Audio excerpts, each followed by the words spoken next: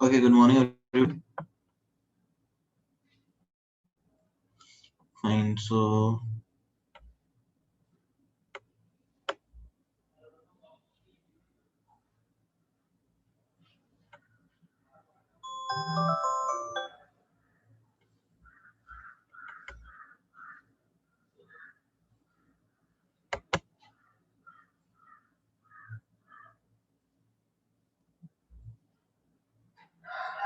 ठीक है, आगे बढ़ते हैं। होमवर्क क्या था आपका?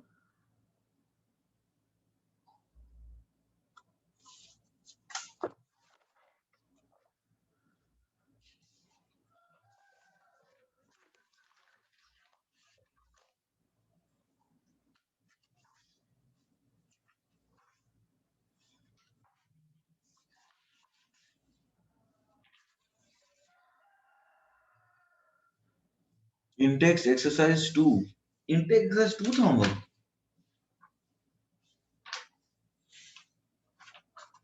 श्योर। इंटेक्स एक्सरसाइज 7 था या 2 था? होमवर्क क्या था?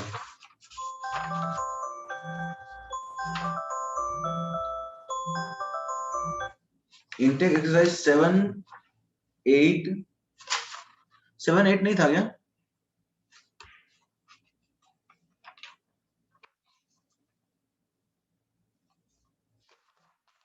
8 था, राइट। 1 2 3 4 5। हाँ, ठीक है।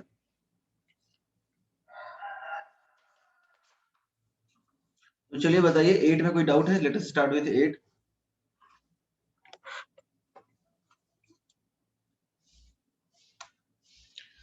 एवरीबॉडी, क्वेश्चन नंबर 8 में किसी को कोई डाउट है? क्वेश्चन नहीं, एक्सरसाइज 8 में, इंटेक्स एक्सरसाइज 8 में कौन सा होता?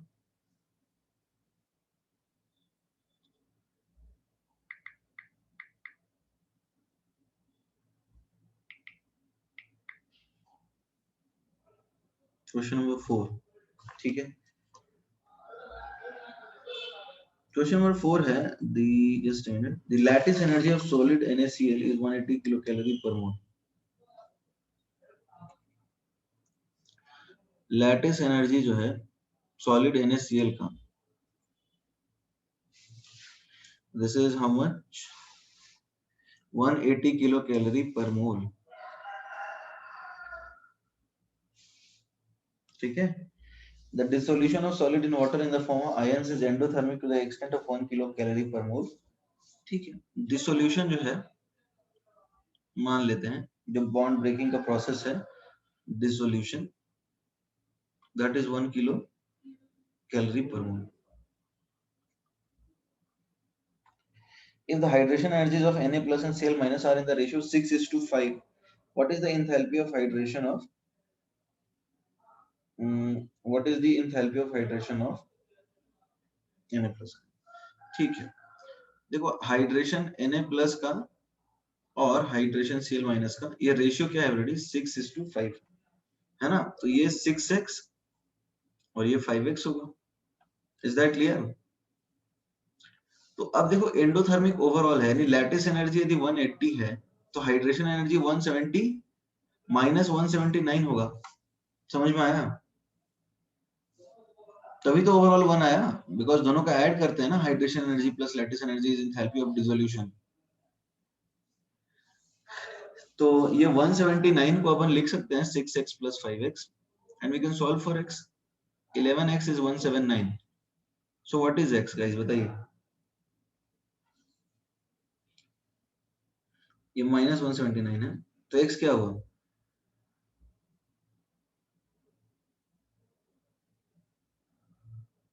एवरीडी, माइनस 179 by 11 कितना आता है?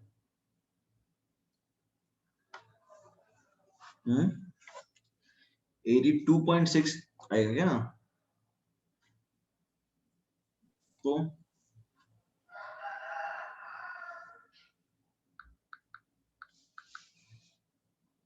माइनस 16.27, तो Na प्लस के लिए 6x कितना आएगा? माइनस 6 इंटू 16.27,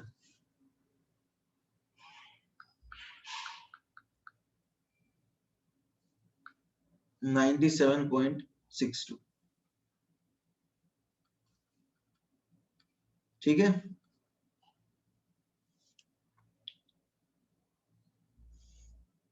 आगे बढ़ सकते हैं। Next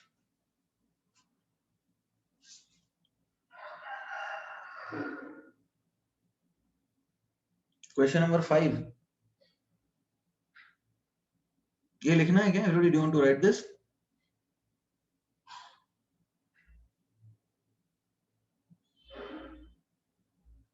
fine, then write it down.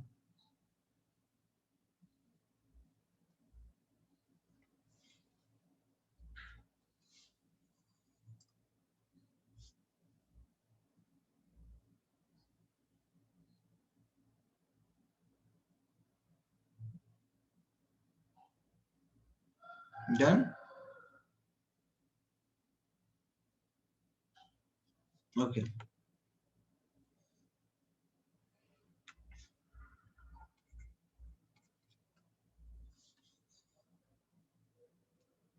Way coming to question number 5, ठीक है। क्वेश्चन नंबर 5 में क्या लिखा है कि the standard enthalpies of formation of CO2, H2O, glucose are this much respectively। तो देखो पर ग्राम एक्चुअली पता है तुमने क्या किया है, पर ग्राम में तुमको जो भी आएगा ना एंथैल्पी, उसको 180 से डिवाइड करना पड़ेगा ग्लूकोज का मोलर मास। देखो सी, ये इस तरह का होता है ना, CXHYOZ, जिसको बैलेंस कैसे करते हैं, x plus y by 4 minus z by 2 O2 will give you x CO2 plus y by 2 H2O। ठीक है, तो ये बताओ कितना आएगा? C6H12 O6 है, राइट? तो ये 6 आएगा, चेक करो सही है। 6 plus 12 by 4 कितना हो गया? 9। 9 minus 6 by 2 तो 3, तो आ गया, सही है। ओके, 6 CO2 प्लस यहाँ पे क्या है 6 H2O। अब ये रिएक्शन तो ठीक है, अब डेल्टा एच कैसे निकालोगे? Summation enthalpy of product minus summation enthalpy of reactant, because ये डेटा आपको क्वेश्चन के अंदर दे रखा है, राइट? तो आपको क्वेश्चन के अंदर दे रखा है, तो 6 times HCO2 plus 6 times H2O minus, जो भी देखो O2 का तो अपन 0 मानते हैं ना, क्योंकि ये तो नेचर में अवेलेबल होता है। तो ये ग्लूकोज का ही देख लेते हैं, यहाँ पर क्या क्या दिया है, ग्लूकोज दिया, माइनस H ग्लूकोज, सॉरी यहाँ 6 नहीं। अब ये जो वैल्यू आएगा ना, पर ग्राम निकालना है तुम्हें, डेल्टा एच पर ग्राम, ठीक है। तो पर ग्राम के लिए अपन क्या करेंगे, ये 1 मोल के लिए निकला, इस चीज को अपन डिवाइड कर देंगे मोलर मास ग्लूकोज का, जो कि होता है 180, ठीक है।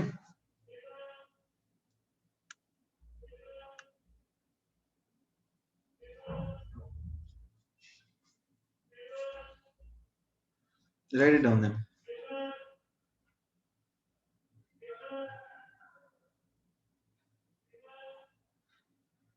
डन, करके देख लो आंसर आ रहा है नहीं।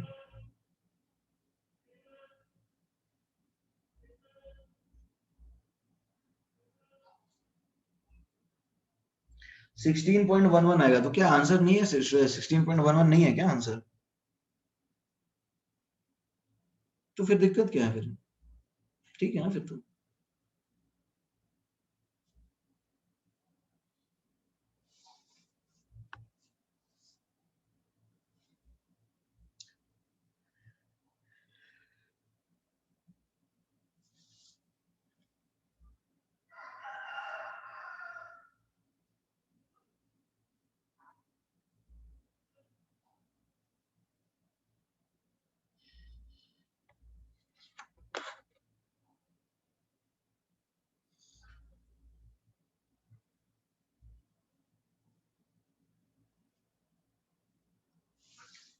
Okay, next question.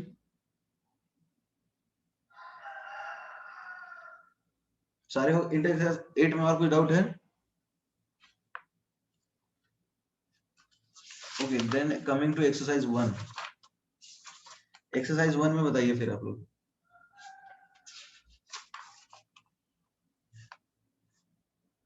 एक्सरसाइज 1 में क्वेश्चन नंबर 2 होमवर्क दिया था आप लोगों को, वाज दैट होमवर्क? इंटेक्स्ट 8 का 2, इंटेक्स्ट 8 का 2 तो यार पहले पूछना चाहिए। इंटेक्स्ट एक्सरसाइज 8 का 2 ये तो क्लास में कराया था सिद्धेश। क्वेश्चन नंबर 2 तो अपन क्लास में कर चुके हैं ना। मिस्टर सिद्धेश, इसमें क्या डाउट है, फिर से बता दूं?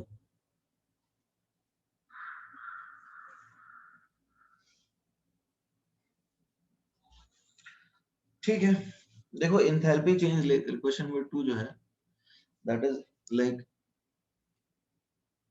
NaOH plus HCl gives NaCl plus water, इसका -57 किलो जूल पर मोल है इंथैल्पी चेंज। तो इस रिएक्शन के लिए barium hydroxide plus H2SO4 forms BaSO4 plus 2H2O। ठीक है, तो इसके लिए क्या होगा बताओ एवरीडी, इसके लिए क्या होगा? यहाँ पर 1 मोल पानी बन रहा था या 2 मोल पानी बन रहा है, तो 1 में 57 है तो 2 में कितना होगा?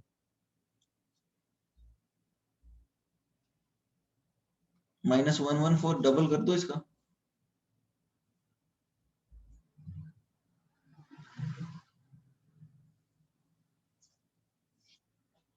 क्लियर, आगे बढ़ सकते हैं?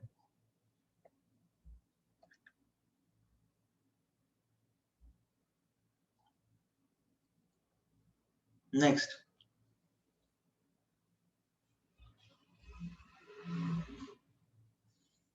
7 तो नहीं दिया था ना होमवर्क से? 7 आप लोगों को होमवर्क दिया था क्या मैंने? तो अभी तो नहीं कराया मैंने कैलोरीमेट्री।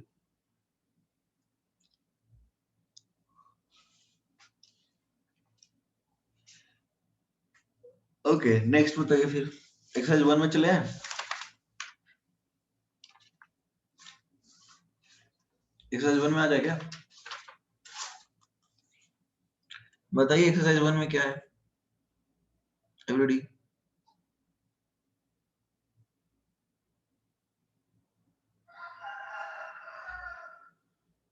एक्सरसाइज 1 में क्या है एवरीबॉडी बताइए, कोई डाउट नहीं है क्या?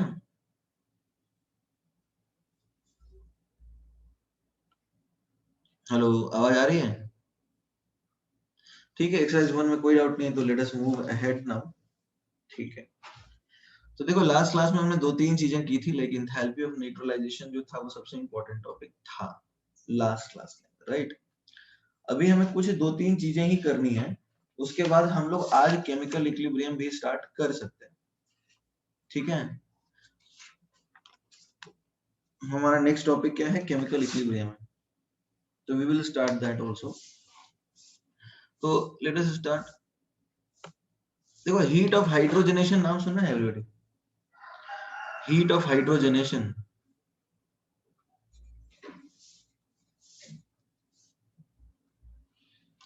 What is heat of hydrogenation? जैसे तुम जानते हो कि एक एल्कीन है, ऑर्गेनिक में हाइड्रोकार्बन पढ़ लिया है क्या?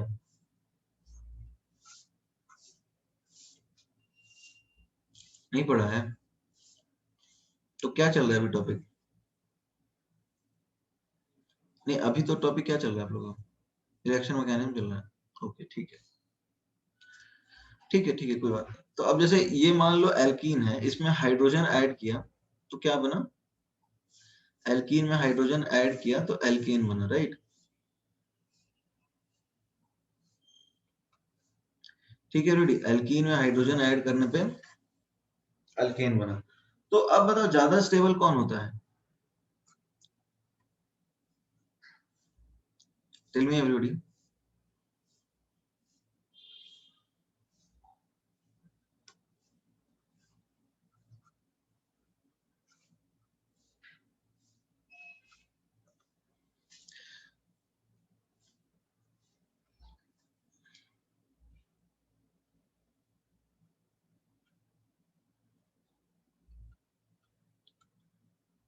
ज्यादा स्टेबल कौन होगा बताओ? This is let's say alkene and this is let's say alkane. तो इन दोनों में ज्यादा स्टेबल अल्केन होगा, राइट? तो अब ये जो है, ये जो एनर्जी रिलीज हुई इसको हम क्या बोलेंगे? This is heat of hydrogenation, right? अच्छा एक बात बताओ, मान लो मैं ये हाइड्रोकार्बन लूं, ठीक है, आई चूज दिस हाइड्रोकार्बन, तो इसका हाइड्रोजनेशन पे तो यही अल्कीन मिलेगा, right? Even if I choose this hydrogen, sorry, hydrocarbon और अल्कीन, तो हम यही मिलेगा ना अल्कीन। ये समझ में आ रहा है सबको? अरे मैं क्या पूछना चाह रहा हूँ, ये वाली हमने ले ली हाइड्रोकार्बन, तो यहाँ पे भी तो यही अल्कीन बनेगा। तो अब ये वाली हाइड्रोकार्बन ज्यादा स्टेबल है या ये वाली? मतलब let's say this is 1 and this is 2, तो हाइपर कॉन्जुगेशन 2 में ज्यादा है, अल्फा हाइड्रोजन यहाँ पे 6 है और यहाँ पे सिर्फ 2 है, तो ऑब्वियसली 2 वाले की स्टेबिलिटी ज्यादा है, तो 2 वाले को थोड़ा नीचे लिख देते हैं, ऐसे चलेगा? तो अब ये X है और इसकी हीट ऑफ हाइड्रोजनेशन Y हुई, तो अब तुम्हें ये समझ में आ रहा है ना, स्टेबिलिटी जितनी ज्यादा होगी हीट ऑफ हाइड्रोजनेशन उतनी ही कम होगी। तो अब हीट ऑफ हाइड्रोजनेशन लिख सकते हैं, स्टेबिलिटी ऑफ एल्कीन के इनवर्सली प्रोपोर्शनल होता है provided number of carbon atoms same है। कंडीशन ये है कि number of carbon atoms should be same. ये शायद ऑर्गेनिक में भी पढ़ा होगा, right?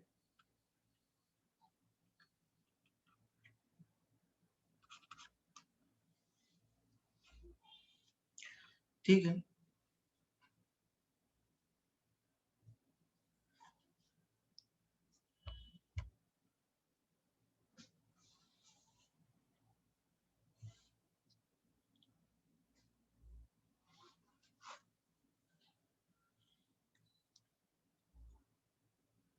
write it down. Do you want to write this or we can proceed? What do you suggest?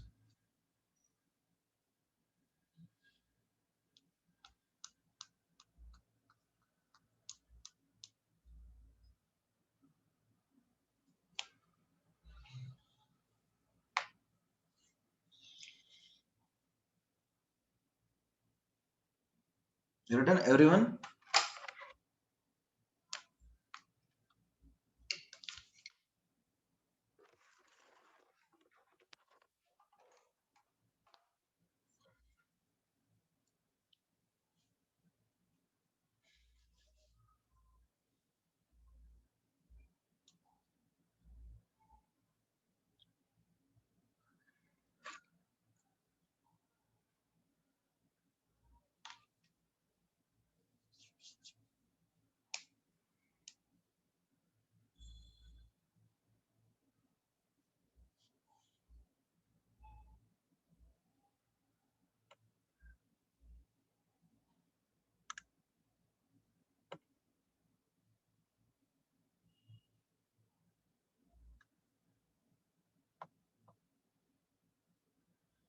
Okay, done, ठीक है।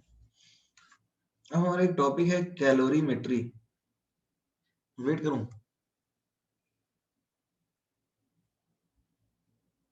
Write down.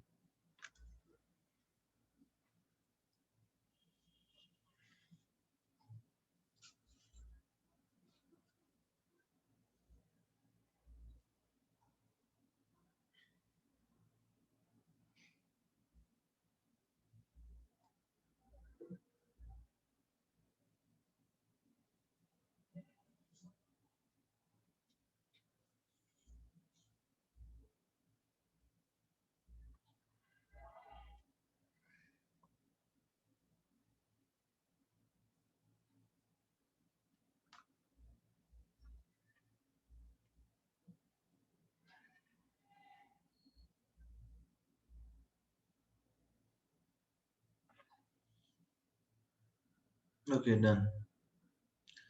अब देखो हमारा नेक्स्ट टॉपिक है कैलोरीमेट्री। कैलोरीमेट्री नाम सुना है ऑलरेडी?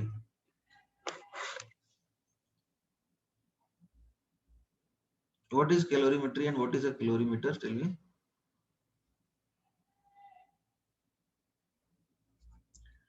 देखो कैलोरीमीटर क्या होता है?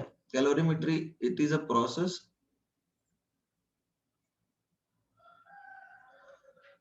in which we calculate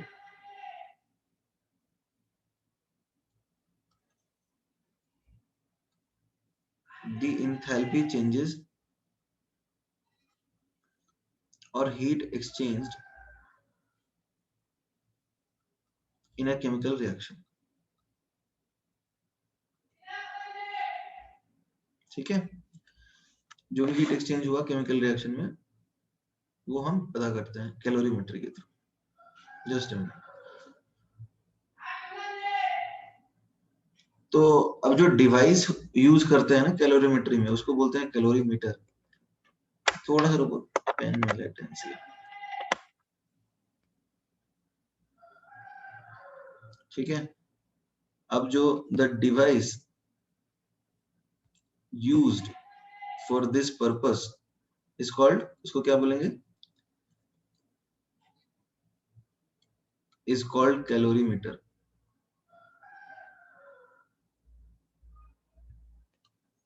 ठीक है, ये लिख लिया पहले डेफिनेशन।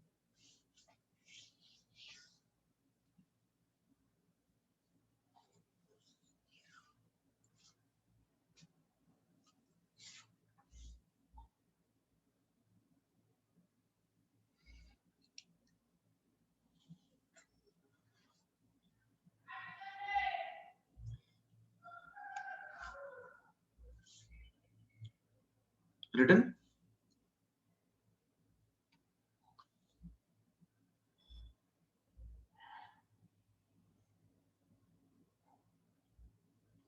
Everyday written.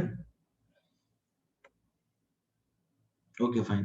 तो देखो यहाँ पे प्रिंसिपल क्या है, यहाँ पे प्रिंसिपल बड़ा सिंपल सा है, heat gained, just a minute,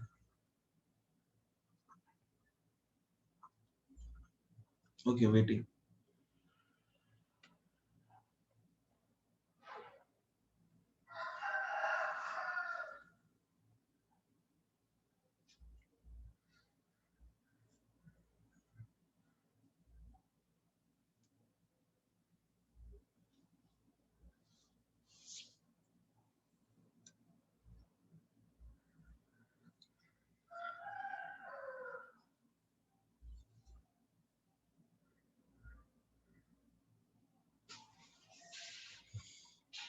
okay, तो यहाँ पे प्रिंसिपल है heat gained is equal to heat lost. जितना गेन किया हीट उतना ही हीट लॉस भी करेगा। Is that clear? जितना हीट का गेन हो रहा है, somebody there will be something or somebody which will be losing the same amount of heat। अब देखो इससे बड़ा सिंपल सा केस है, heat gain is equal to heat lost. अब मान लो कांस्टेंट प्रेशर पे कर रहे हो QP, तो डेल्टा H आ जाएगा, और उसको हम लिख सकते हैं क्या, NCP dt। और यदि कांस्टेंट वॉल्यूम पे कर रहे हो तो डेल्टा U आ जाएगा, तो NCV dt आएगा। Is that clear? कॉन्सेप्ट समझ में आ रहा है? कांस्टेंट प्रेशर पे यदि तुम कंडीशंस पे कराओगे तो डेल्टा H मिलेगा, और कांस्टेंट वॉल्यूम पे कराओगे तो डेल्टा H मिलेगा, डेल्टा U मिलेगा। Is that clear?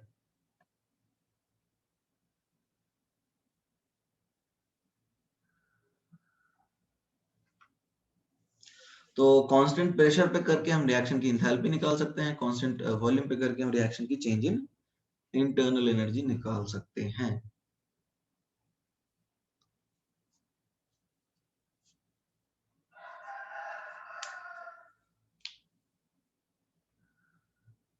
Done? Okay, तो देखो कैलोरीमेट्री में क्या होता है, यदि क्लोज वॉल्यूम में करोगे तो इसको बोलते हैं बॉम्ब कैलोरीमीटर।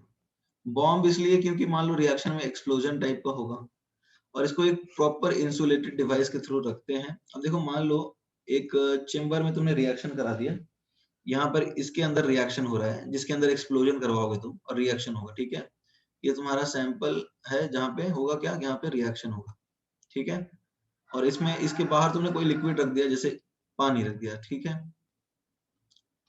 ठीक है, अब देखो होगा क्या सिद्धेश, लाइक क्या पीछे चलूं मैं, do you want me to scroll back और do you want to go back? Okay,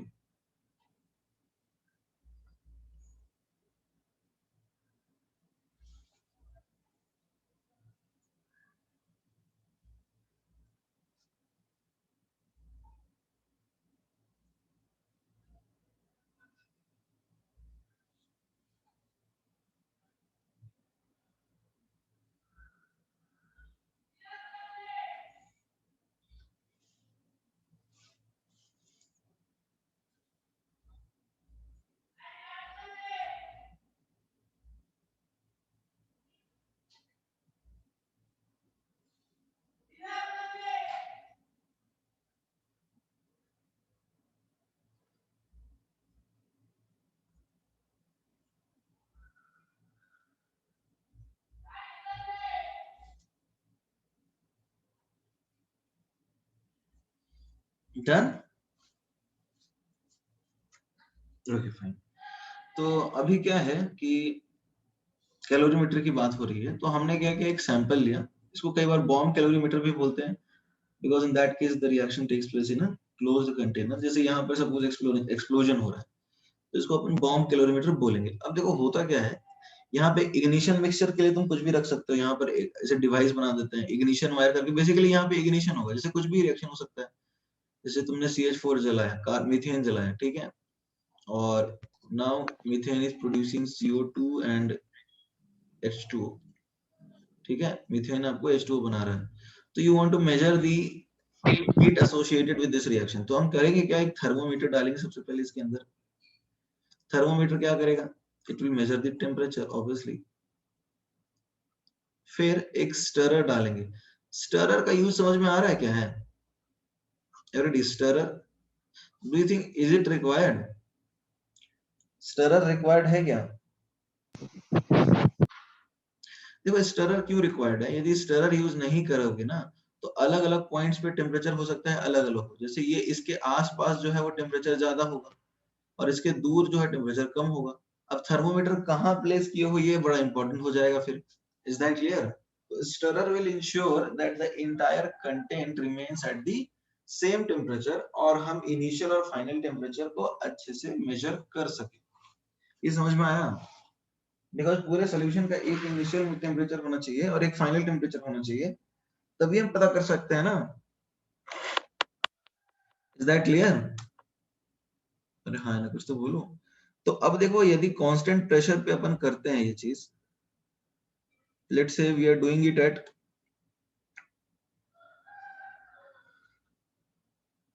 constant pressure. So constant pressure पे we can say QP will be NCV, sorry, NCP T2 minus T1. Why wouldn't heat get transferred from high to low? Normally जैसे बताया तो Bhavesh, bomb calorimeter है ना, तो bomb calorimeter में तो explosion होता है, ठीक है, बॉम्ब कैलोरीमीटर में तो एक्सप्लोजन होता है, राइट? तो बॉम्ब कैलोरीमीटर में जब एक्सप्लोजन होता है, तो एक्सोथर्मिक रिएक्शन में तो हाई टू लो ही ट्रांसफर होगा ना। बट मान लो एंडोथर्मिक रिएक्शन करानी है तुम्हें, तो उसको उस हिसाब से हीट देना पड़ेगा। हो सकता है तुम्हें एक लिक्विड गर्म करके देना पड़ेगा, ताकि वो रिएक्शन जो है सफिशिएंट हीट गेन कर सके। तो जैसी रिक्वायरमेंट होगी वैसा ही होगा, हीट ट्रांसफर होगा, कोई दिक्कत नहीं है। और इसको कई बार तुम ऐसे भी लिख सकते हो, MS डेल्टा टी। MS वो हीट कैपेसिटी पर ग्राम हो जाएगा। सिमिलरली यदि हम बात करें at constant volume, so QV is NCV T2 minus T1. We can also write it as MS delta T. Stirrer क्यों चाहिए? स्टरर इसलिए चाहिए ताकि इनिशियल और फाइनल टेम्परेचर कांस्टेंट रखे। कहीं पे हो सकता है टेम्परेचर ज्यादा हो, कहीं पे कम हो, तो स्टरर क्या करता है, यूनिफॉर्म टेम्परेचर मेंटेन करता है। देखो थर्मामीटर जहां पे प्लेस किए हो, टेम्परेचर तो तुम वही मेजर करोगे, राइट? तो अब तो थर्मामीटर का प्लेसमेंट बहुत ज्यादा इंपॉर्टेंट हो जाएगा। तो स्टरर क्या करता है, यूनिफॉर्म मिक्सचर का टेम्परेचर मेंटेन करता है। That is it. Is that clear? तो इसको लिख लीजिए, right it down.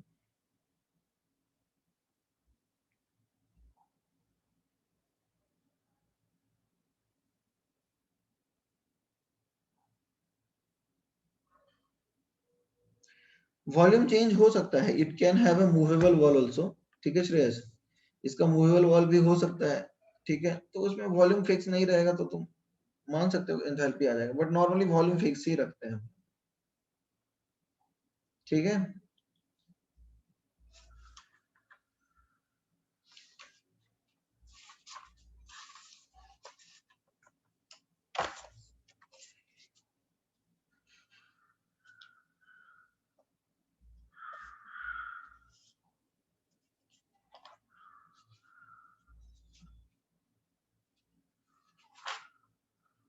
Done everyone?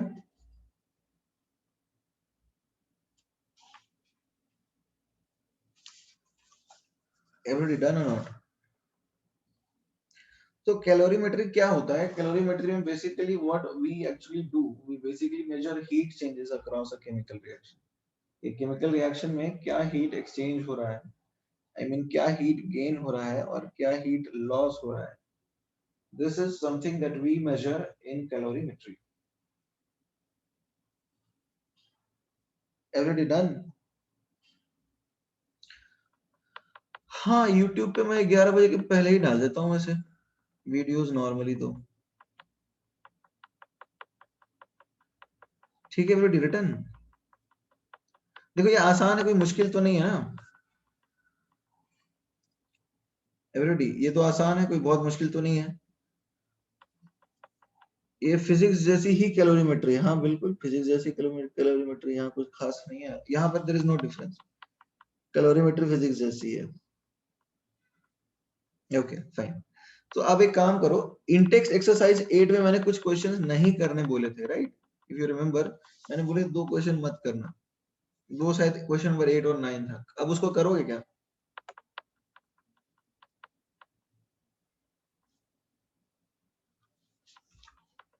तो चलो वो क्वेश्चंस अपन करते हैं।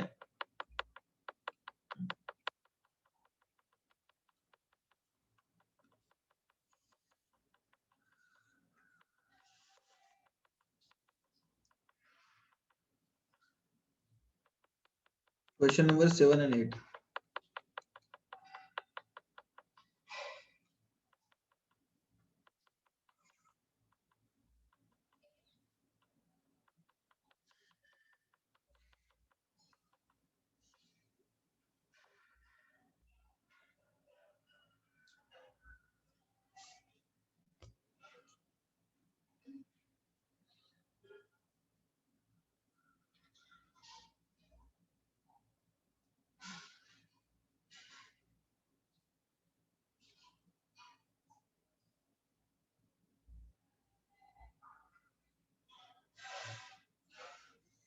7 कीजिए।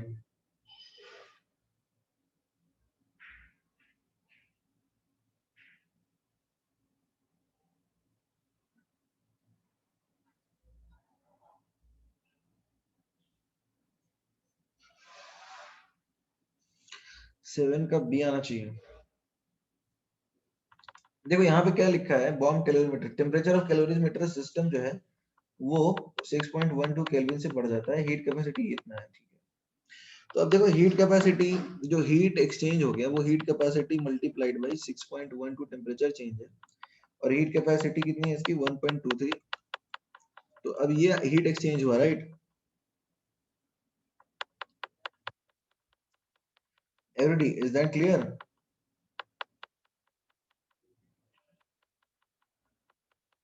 Everybody please respond in the chat box, is that clear और नॉट? तो देखो अब नॉर्मली जैसे मैंने बताया था कि ये तो डेल्टा यू हो गया ना, क्योंकि कांस्टेंट नॉर्मली बताया था कि unless stated constant pressure extracted नहीं हो तो कांस्टेंट वॉल्यूम वाली ही कंडीशन रहती है। तो ये आपका क्या है, डेल्टा यू आया या डेल्टा एच आया बताओ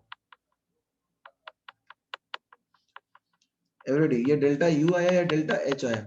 डेल्टा यू आया, राइट? ठीक है। तो अब यहाँ पे आपको करना क्या है, यहाँ पे आपको डेल्टा एच निकालना है। तो अब ये देखो पर ग्राम है, राइट? 1 ग्राम, तो अब 1 मोल के लिए निकालना होगा, ठीक है?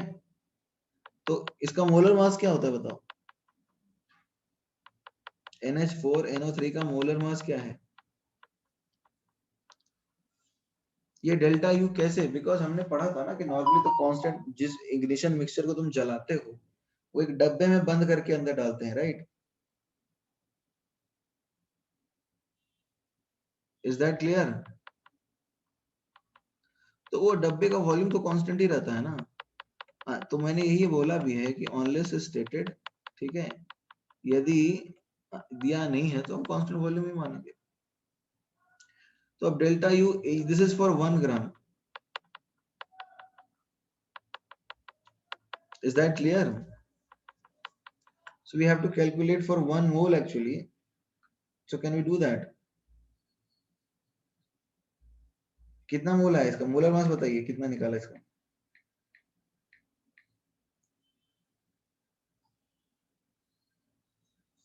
मोलर मास 80 आ रहा है. This is how much? This is 32.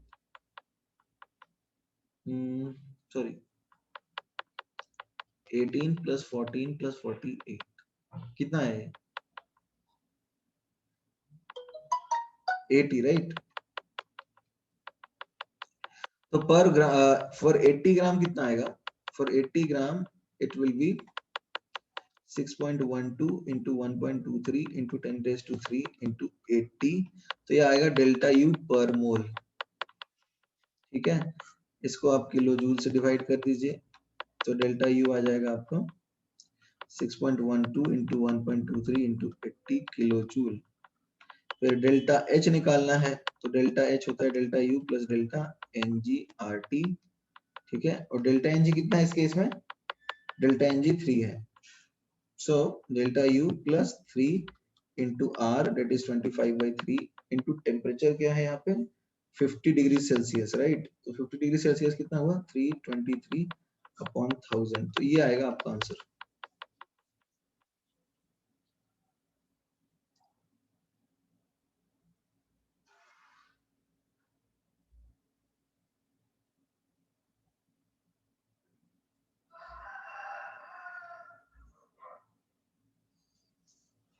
Clear है एवरीबॉडी? बट इन्होंने एक्चुअली आंसर गलत दिया है, पता है तुम्हें? इन्होंने पर ग्राम के हिसाब से ही निकाल दिया है.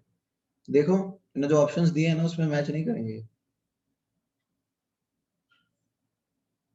क्योंकि क्वेश्चन में पर मोल पूछा है. देखो ना, मोलर पूछा है, वो क्वेश्चन में मोलर पूछा है. देखो मोलर लिखा है ना क्वेश्चन में, और पर ग्राम के हिसाब से दिया. क्वेश्चन में पर मोल है, वो तभी सही होगा. वो क्वेश्चन में दिक्कत है.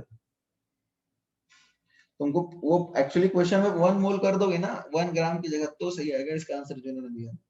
जो क्वेश्चन इन्होंने दिया है उसके हिसाब से हमने जो सॉल्व किया है, यदि तुम उसको 1 मोल कर दोगे तो आएगा तुम्हारा आंसर. तो तुम दोनों चीजें कर सकते हो, या तो पर ग्राम के हिसाब से निकाल दो, तो वही करना होगा जो हमने किया है, या दूसरा तरीका है कि तुम उसको 1 मोल ही कर लो, तो आंसर ही सही हो जाएगा. सब जो सही लगता है करो. बट इस क्वेश्चन के हिसाब से यही आंसर बनेगा, बट इन्होंने आंसर वो 1 मोल मान के किया है. ठीक है, समझ में आ रहा है सबको everybody?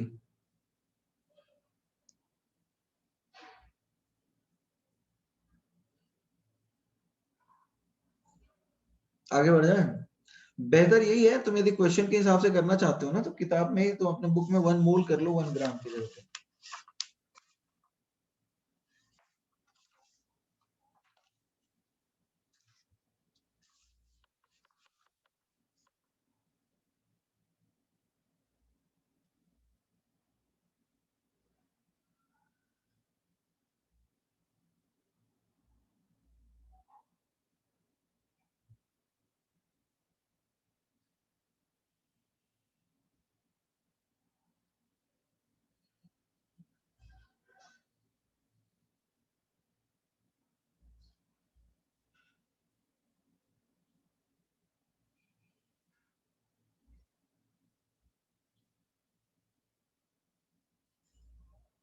Done everyone?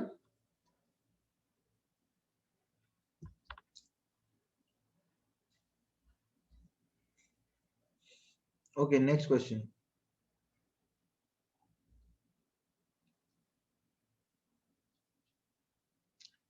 Question number 8.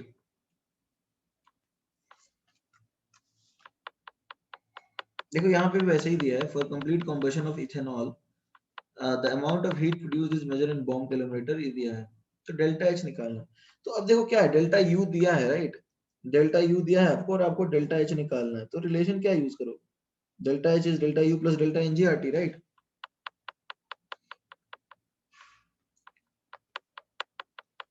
Everybody are we clear on this?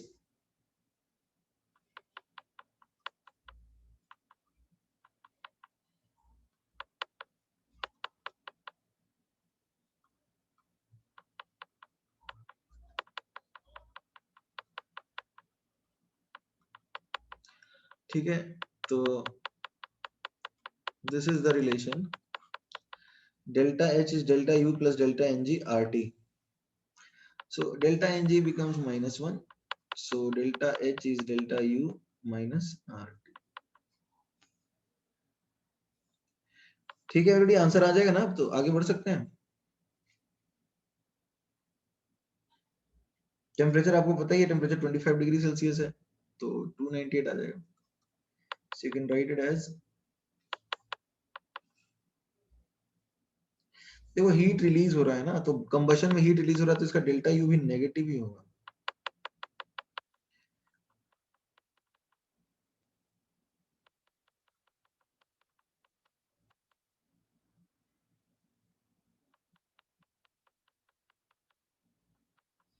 हाँ तो सेवेंथ की बात तो मैंने की ना आयुष, सेवेंथ की बात तो मैंने की, क्वेश्चन ही थोड़ा सा गड़बड़ है। ऑलरेडी हमने सेवेंथ की बात तो करी है ना, क्या दिक्कत थी उसके अंदर। एक्चुअली में यहाँ पर क्वेश्चन में पर ग्राम लिखा है, बट उन्होंने सॉल्व पर मोल के लिए किया है, तो हमने तो पर ग्राम के हिसाब से ही किया है, राइट। Is that clear? समझ में आया नहीं आया?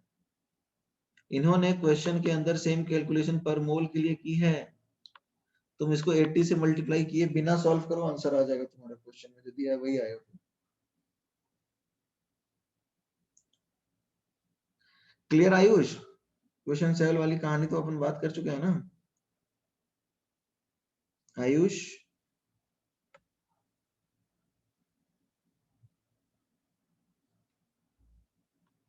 अरे यार ये तो बोलता ही नहीं है।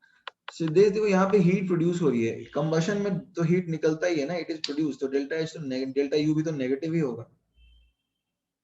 Is that clear?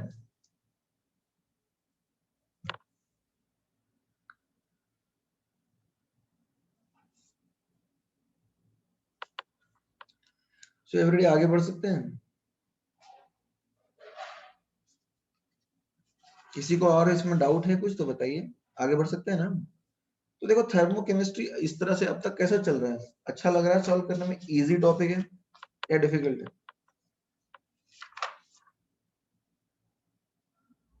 Every day thermochemistry कैसे लग रहा है, like do you think is an easy topic और डिफिकल्ट वन? बहुत इजी है, ठीक है, मतलब ओके। देखो अब ये लास्ट है, this is called resonance energy. अच्छा रेजोनेंस एनर्जी, रेजोनेंस का कॉन्सेप्ट याद है तुम्हें? ये तो तुमने जीओसी में भी पढ़ा होगा, केमिकल बॉन्डिंग में भी पढ़ा होगा, राइट। केमिकल बॉन्डिंग में पढ़ा था और जीओसी के अंदर भी पढ़ा है। तो रेजोनेंस क्या होता है, एक्चुअली में कुछ प्रॉपर्टीज कंपाउंड के एक्सप्लेन नहीं हो पाते, तो उन अनएक्सप्लेन्ड प्रॉपर्टीज को एक्सप्लेन करने के लिए हाइपोथेटिकल स्ट्रक्चर्स ड्रॉ किए जाते हैं, right. Every day is that clear? उन अनएक्सप्लेन्ड स्ट्रक्चर्स को एक्सप्लेन करने के लिए हाइपोथेटिकल स्ट्रक्चर्स ड्रॉ किए जाते हैं, and those hypothetical structures are what we call canonical forms, right?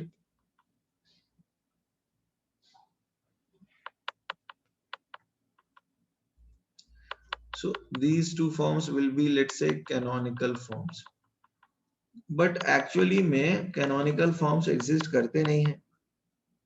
exist क्या करता है everybody बताओ? exist करता है resonance hybrid, ये तो सबको पता है ना।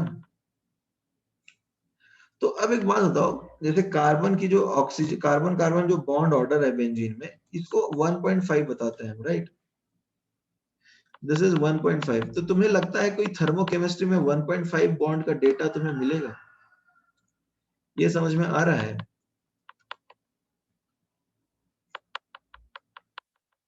एवरीबॉडी ये समझ में आ रहा है नहीं आ रहा? What I am trying to ask, understood? जैसे मान लो तुम बेंजीन बनाते हो, तो तुम बेंजीन कैसे बनाओगे? कार्बन ग्रेफाइट ले लोगे, ठीक है, उसको जलाओगे कितना 3H2 के साथ, तो तुम्हें C6H6 मिलेगा। Is that clear? हाँ है ना, ये तो बोल सकते हो ना। तो अब ये जो C6H6 बेंजीन मिलेगा, ये तो इंथैल्पी ऑफ फॉर्मेशन से बना, बट जब हम बॉन्ड डिसोसिएशन वाली डेटा कंसिडर करेंगे तो हमें कार्बन कार्बन सिंगल बॉन्ड और कार्बन कार्बन डबल बॉन्ड का डेटा अवेलेबल होगा। ऑब्वियसली इन बिटवीन तो अवेलेबल नहीं होगा ना। तो हम बॉन्ड एनर्जीज के बेसिस पे कैनोनिकल फॉर्म्स के निकाल सकते हैं डेटा फॉर्मेशन का। समझ में अच्छा ठीक है, इसको पहले लिखो, I explain it again, don't worry.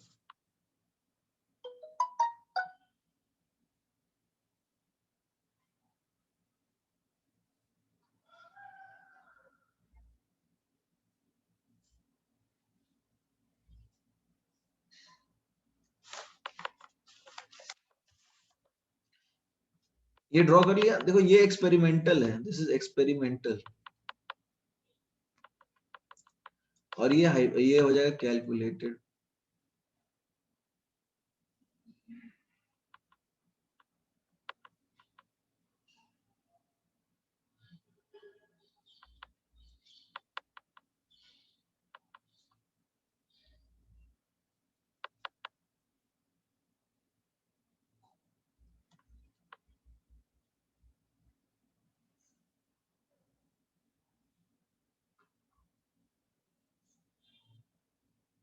Done.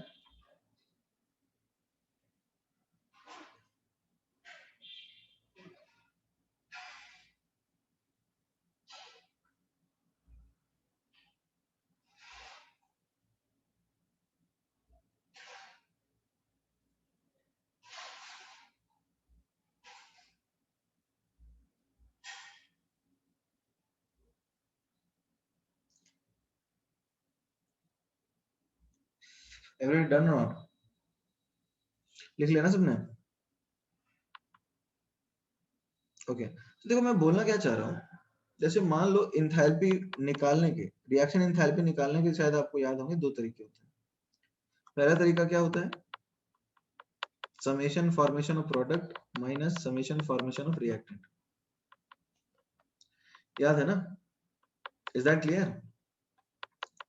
दूसरा तरीका क्या होता है, summation bond dissociation reactant minus summation bond dissociation product, is that clear?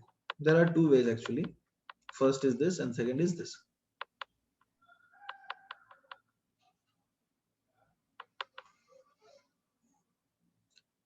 तो एक तो ये तरीका है, दूसरा ये तरीका है। अब जरा समझने की कोशिश करते हैं, जब हमारे पास बॉन्ड डिसोसिएशन रिएक्टेंट का केस निकालना होगा हमें, और हमारे पास कुछ इस तरह का कैनोनिकल फॉर्म होगा, ठीक है, ये consider this be the canonical form. तो अब इस कैनोनिकल फॉर्म की यदि हम बात करते हैं, तो तुम्हें लगता है यहाँ पर एक्चुअली में जो कार्बन कार्बन बॉन्ड ऑर्डर है, ये तो इट इज लाइक 1.5, तो इसका डेटा तो हमारे पास थोड़ी होगा। हमारे पास जो डेटा अवेलेबल होगा कार्बन कार्बन बॉन्ड एनर्जी होगी, carbon carbon double bond energy होगी, यही होगा राइट, या फिर कार्बन हाइड्रोजन बॉन्ड एनर्जी होगी। समझ में आ रही होगी शायद तुम्हें बात, चलो ठीक है, नहीं भी समझ में आ रही है तो अब समझ में आ जाएगी। तो जब हम इंथैल्पी फॉर्मेशन निकालेंगे तो हम इसका नहीं निकाल सकते हैं इस मेथड से, मतलब इस मेथड से, सही ठीक है, हम इसका ही निकाल सकते हैं। तो इसके लिए जब निकालेंगे तो डेल्टा एच कैलकुलेटेड होगा, और इसका जो फॉर्मेशन का एक्चुअल में निकलेगा वो डेल्टा एच एक्सपेरिमेंटल होगा। अभी कुछ चमक रहा है, देखो रेजोनेंस एनर्जी दोनों के बीच का डिफरेंस होता है, ये क्लियर है एवरीबॉडी। रेजोनेंस एनर्जी दोनों के बीच का डिफरेंस होता है, ये हमने पढ़ा ही था। तो रेजोनेंस एनर्जी हम ऐसा लिखते हैं, आर ई लिख देता हूं मैं, तो ये लिख देता हूं mod minus of mod delta H F experimental, या जो भी है experimental minus delta H F not calculated. Why I have written mod, समझ में आ रहा है, क्योंकि ये हमेशा नेगेटिव होना चाहिए। रेजोनेंस एनर्जी एक स्टेबलाइजिंग फिनोमिना है, तो इट इज ऑलवेज नेगेटिव तुम्हारा। यदि तुम यही से ही याद रखो ना कि इनका डिफरेंस जो है डेल्टा ई ऐसा लिख दो, या फिर सीधा सा आसान सा केस है डेल्टा ई, जो एक्सपेरिमेंटल और कैलकुलेटेड वैल्यूज हैं उनका जो डिफरेंस होता है उसका मॉड का नेगेटिव साइन लगाना पड़ेगा हमें, क्योंकि रेजोनेंस एनर्जी जो होती है it is always negative. Clear everybody.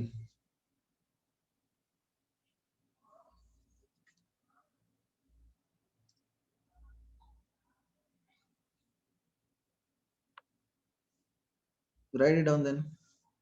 Experimental, हाँ, एक्सपेरिमेंटल माइनस कैलकुलेटेड। देखो मैं तो ऐसा बोल ही नहीं रहा हूँ, मैं तो बोल रहा हूँ कि दोनों का डिफरेंस ले लो और मॉड लगा लो माइनस साइन के साथ, क्योंकि उसको नेगेटिव रखना पड़ेगा हमें, वो सब कॉन्वेंशंस के ऊपर बेस्ड है। ठीक है, चलो नहीं।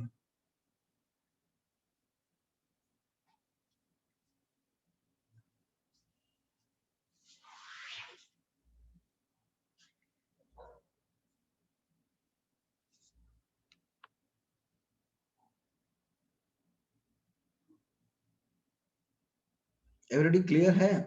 तो देखो basically what I was trying to tell you is that हम क्या कर सकते हैं, एंथैल्पी ऑफ फॉर्मेशन बेंजीन का निकाल सकते हैं, तो इसमें हाइब्रिड का निकलेगा। बट जब हम बॉन्ड डिसोसिएशन वगैरह से निकालेंगे तो इनका निकलेगा। तो अब हमें रेजोनेंस एनर्जी निकालनी है, राइट? तो हमको रेजोनेंस एनर्जी कैसे निकालेंगे?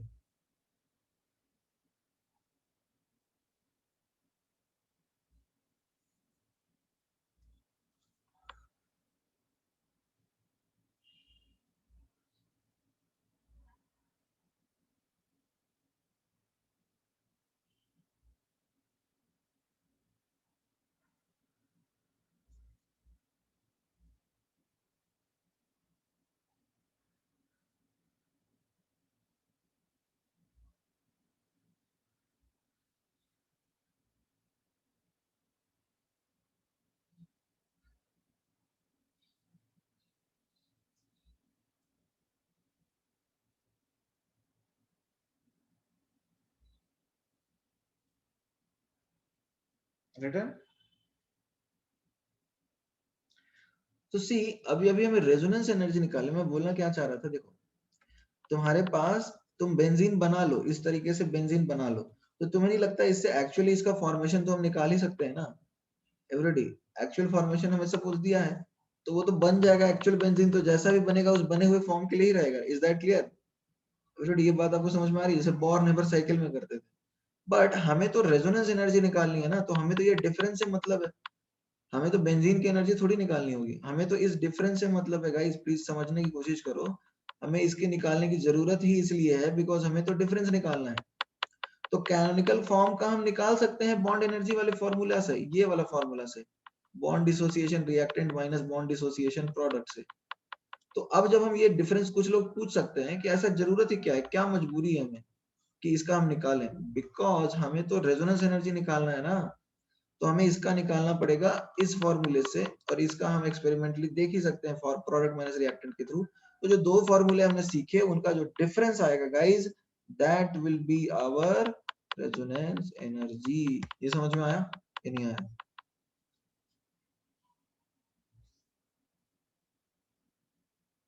ठीक है।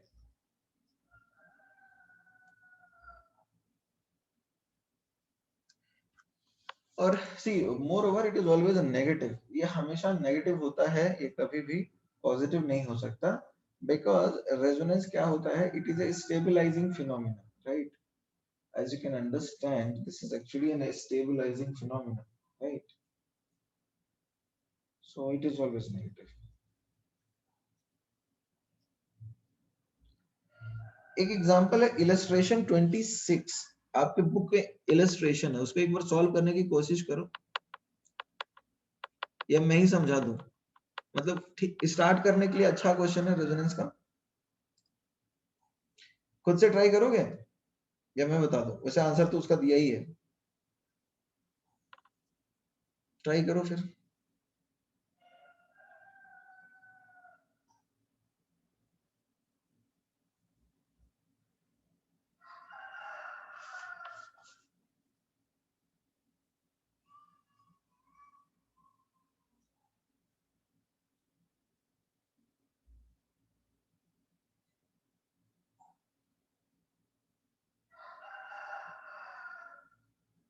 एक्चुअली यहाँ पे, अच्छा इस क्वेश्चन में तो गैसियस बेंजीन का निकाला है, रेजोनेंस एनर्जी निकाला ही नहीं। एवरीडी, यहाँ पर तो इन्होंने, देख रहे हो क्या है, 140 कैलोरी क्या है, पता नहीं क्या है, मिसिंग है कुछ। वो सी सी बॉन्ड एनर्जी है, सी डबल बॉन्ड सी, थोड़ा सा ज्यादा है ना सी सिंगल बॉन्ड सी से, वो सी डबल बॉन्ड सी का डेटा है। अरे एक्चुअली में इन्होंने रेजोनेंस एनर्जी नहीं निकाला है, समझ में आ रहा है तुम्हें? एक्चुअली में इन्होंने रेजोनेंस एनर्जी निकाला ही नहीं है, ये सिर्फ ये कर रहे हैं, carbon solid plus 3H2 gas and this will give you C6H6 gas. तो इन्होंने इस कैनोनिकल फॉर्म की एनर्जी निकाली है, मतलब बेंजीन की निकाली है, हीट ऑफ फॉर्मेशन निकाली है।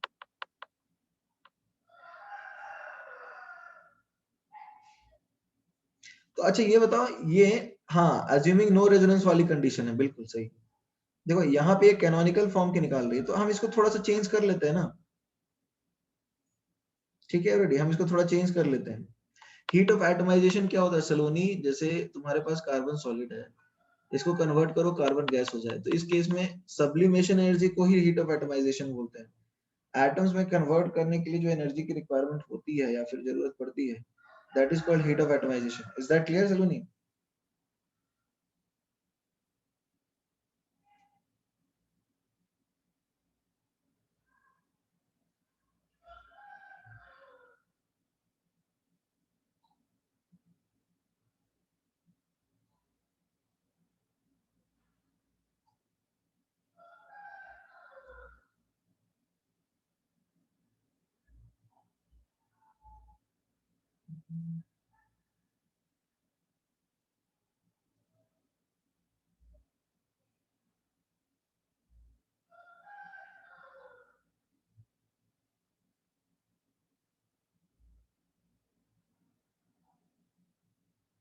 हाँ मैं अलग से प्रॉब्लम देता हूँ ना, ये कर लिया सबने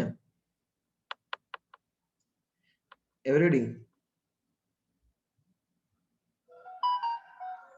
ये कर लिया सबने, इसी को मॉडिफाई कर देता हूँ।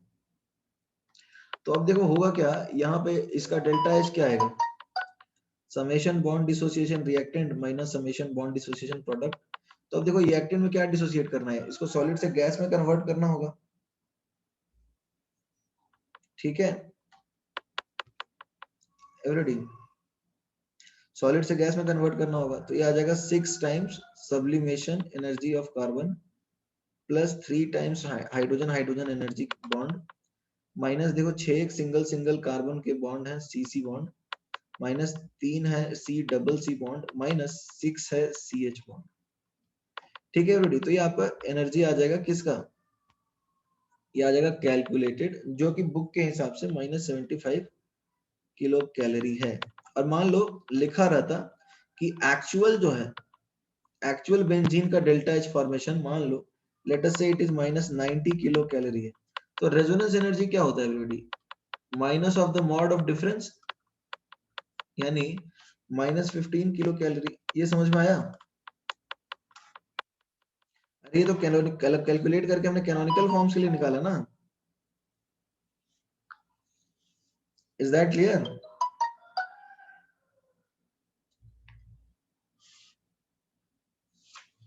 तो अब एक बस छोटा सा और डेटा दे देता हूं मैं, जैसे एंथैल्पी ऑफ एक्चुअल तुम्हें दिया है ये, तो कैलकुलेट करो रेजोनेंस एनर्जी।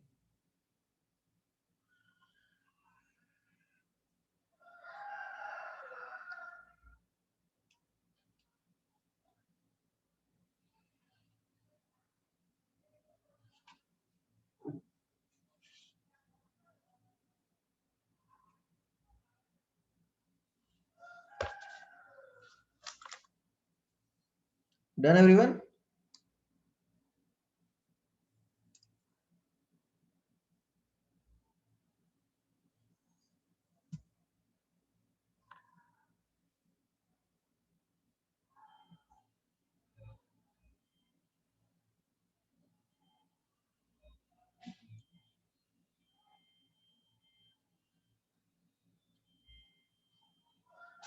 ओके, अभी एक ये लिख लिया ना सबने एवरीबॉडी, रिटर्न नॉट? ये समझ में आया रेजोनेंस एनर्जी हमने कैसे निकाला? we will take up more problems so don't worry about it. Let us try in text exercise 9 जो हमारा लास्ट एक्सरसाइज है।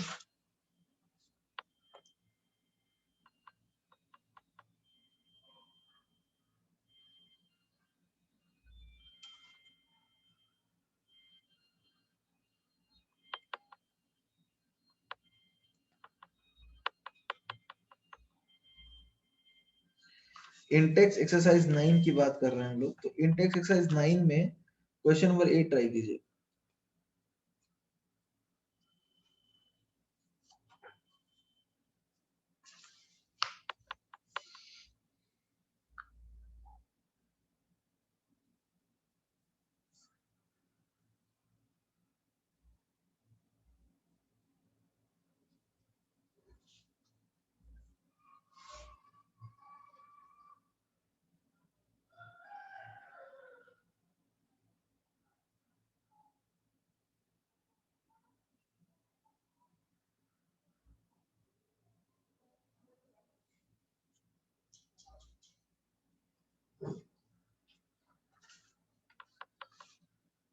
एट ट्राई कर लिया, 8 हो गया।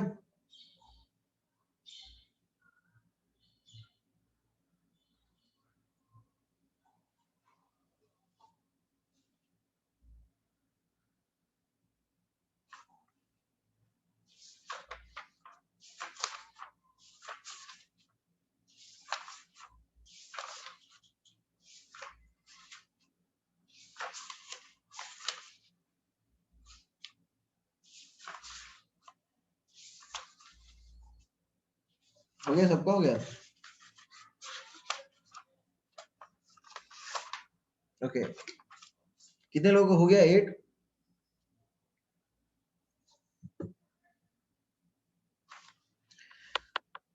ए और सी दोनों होगा। अच्छा, heat of combustion of two isomers of element are, देखो हीट ऑफ कंबशन दो आइसोमर्स के हैं, तो अब देखो जिसका हीट ऑफ कंबशन दो आइसोमर्स है, तो अब देखो हुआ क्या, जैसे ए को जलाओ तो प्रोडक्ट बन रहा है सपोज CO2,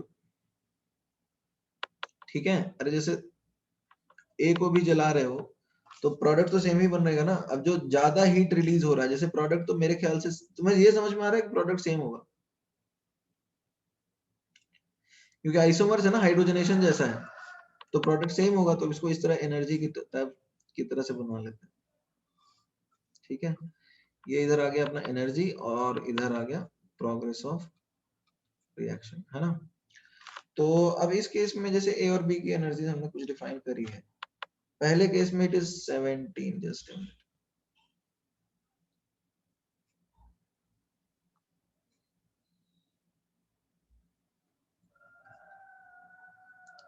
पहले केस में 17 है, और दूसरे केस में इट इज 12। तो अब बताओ कन्वर्जन ए और बी में कौन ज्यादा, देखो जिसका ए और बी का कन्वर्जन जो है, अब कौन ज्यादा स्टेबल हुआ पहले ये बताओ। स्टेबिलिटी की बात कर ले तो स्टेबिलिटी ज्यादा किसकी होगी, ए की या बी की? तो बी ज्यादा स्टेबल है, राइट। तो I think we are clear कि बी की स्टेबिलिटी ए से तो ज्यादा है, ठीक है। अब डेल्टा एच ए से बी बी में, अब तुम तो सारी चीज बता सकते हो यार, तो बताए खुद, अब खुद सोचो ना क्या क्या आंसर होगा। I think things are very much clear now. A से बी कन्वर्ट करोगे तो डेल्टा एच -5 होगा, और बी से ए का +5 होगा, ठीक है। ए से बी का डेल्टा एच -5 और बी से ए का +5, क्या मुश्किल है?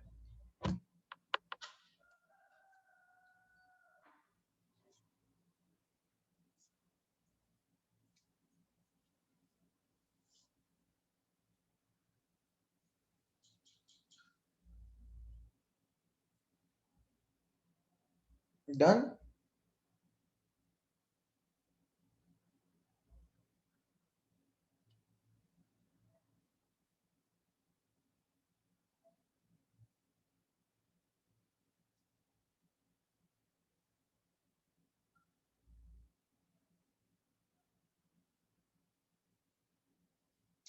अरे ए से बी का डेल्टा एच कैसे निकाला, इन दोनों के बीच का जो डिफरेंस है, ये 17 जूल है, और ये तो ये डिफरेंस तो 5 ही हुआ ना।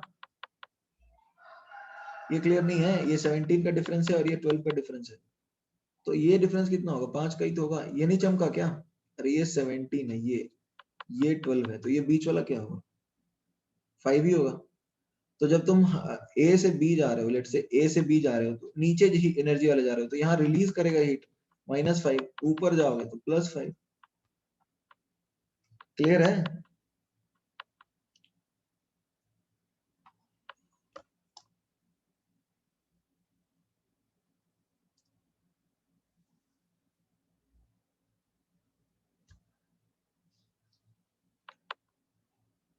Written everyone? तो इसका आंसर क्या होगा ये तो बताओ, 8 का आंसर क्या होगा? सी। ठीक है, आगे बढ़ सकते हैं हम लोग। ठीक है, अभी क्वेश्चन नंबर 7 करो। Question number 7।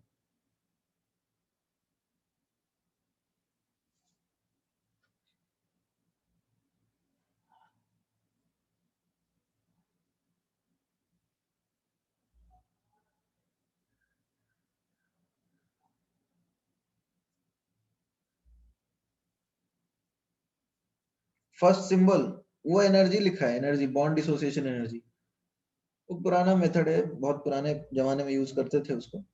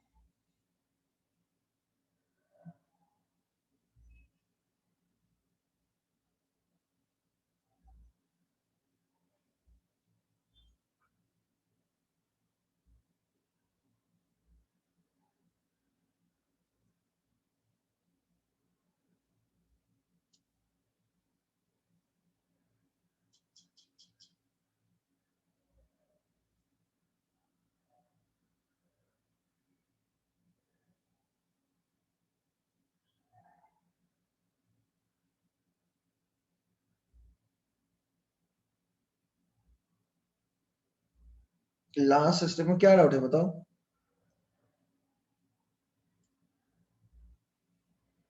क्या डाउट है?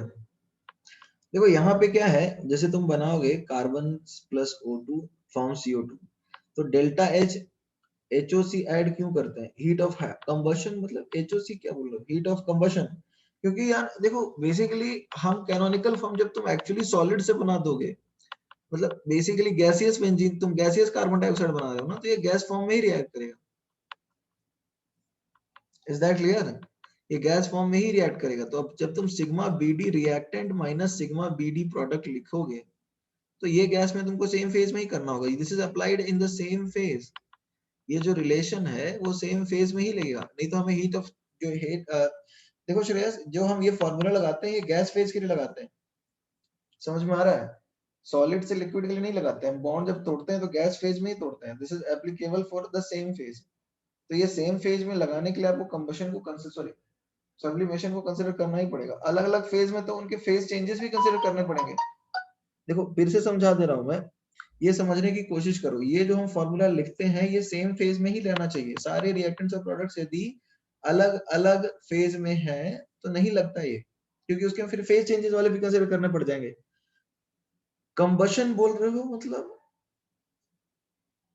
क्या पूछना चाह रहे हो? अनम्यूट करके बोलो। मुझे लगा तुम ये पूछ रहे हो कि हीट ऑफ सब्लिमेशन क्यों कंसिडर करते हैं।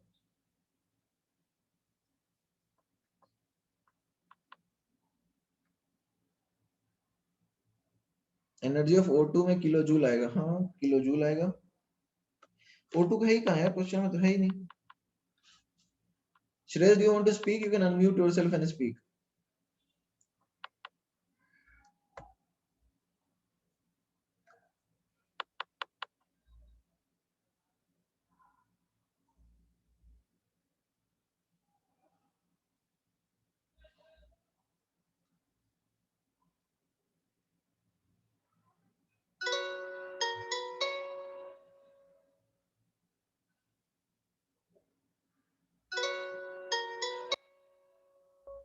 हेलो। हाँ बोलो। सर इसमें हमने लास्ट स्टेप में हीट ऑफ कंबशन ऐड क्यों किया? हीट ऑफ कंबशन अभी तो हमने सॉल्व किया ही नहीं है इसको। हाँ सर, पर मतलब मैंने वही बोला था कि मुझे लास्ट स्टेप में डाउट। अच्छा, heat of combustion of carbon दिया है, उसका यूज क्या है ये पूछ रहे हो क्या? हाँ ठीक है ठीक है ठीक है। Heat of combustion of carbon की जरूरत क्यों है? क्योंकि वो enthalpy of formation of actual carbon dioxide है ना, that is your energy experimental. Resonance energy क्या होता है एक्चुअली? जैसे समझने की कोशिश करो, जब हम कार्बन जलाएंगे तो सॉलिड जलाएंगे, ठीक है? तो जब एक्चुअली कार्बन जलाओगे और हीट ऑफ कंबशन, मतलब जो कार्बन बनेगा, हीट ऑफ कंबशन जो तुम स्टैंडर्ड डिफाइन करोगे, तो उसमें तुम ग्रेफाइट से जलाओगे या फिर कार्बन से जलाओगे? कार्बन गैस से या ग्रेफाइट से? ग्रेफाइट से, राइट? ग्रेफाइट से। उस केस में जो तुम्हारा actual enthalpy formation carbon dioxide का आएगा वही एक्चुअल है। क्लियर है? हाँ बट जब हम ये बॉन्ड तोड़ने वाली प्रोसेस की बात करते हैं तो वहां पर हम फेज चेंजेस कंसीडर नहीं करते। जैसे मान लो पानी सब हो सकता है, कोई सॉलिड हो कोई गैस हो, राइट? तो ये जो फॉर्मूला है वो तभी लगेगा जब सेम फेज में। तो ये एक्चुअली में तुम्हारा कैनोनिकल टाइप आया, समझ में आया तो दोनों का डिफरेंस? हाँ, समझा सर अभी। ठीक है। तो अब ये देखो, इसका सब्लिमेशन आ जाएगा तुम्हारा। ये सब्लिमेशन कंसीडर करना पड़ेगा, 718 जो डेटा दिया है। दूसरा ऑक्सीजन का जो ओ बॉन्ड एनर्जी है दैट इज 498 किलो कैल जो भी kilo joule, minus sigma bond जो प्रोडक्ट में कार्बन के दो ऑक्सीजन के दो बॉन्ड होते हैं, सो 2 इंटू 339। तो ये आएगा आपका, देखो कितना आ रहा है ये,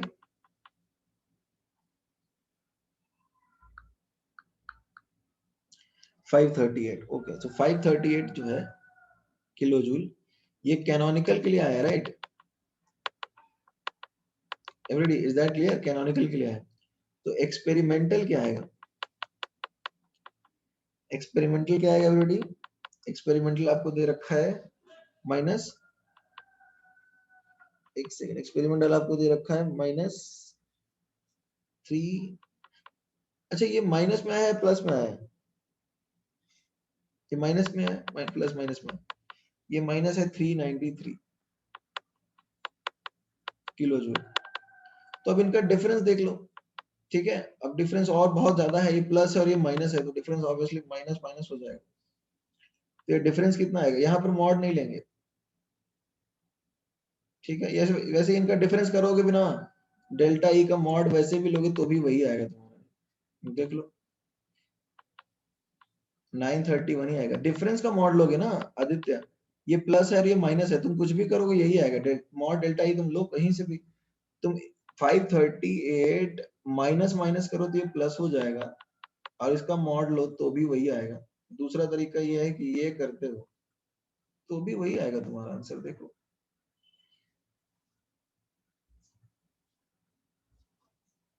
कोई दिक्कत है? ओके, टेक अप, ये किसी को लिखना है ये? अच्छा, ये वाला फॉर्मूला जो है ना, ये हम तभी लगाते हैं जब सेम फेज में हो, ये ध्यान रखना। डेल्टा ई नहीं समझे मतलब? डेल्टा ई, अच्छा ये डिफरेंस इन एनर्जी।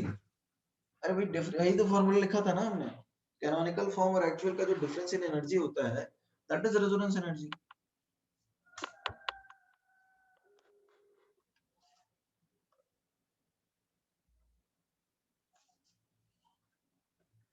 तो वही डेल्टा ई है।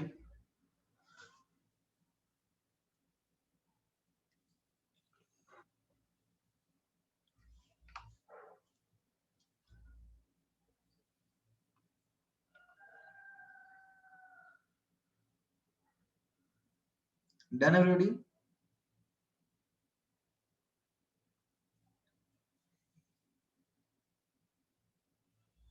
तो स्क्रॉल करें।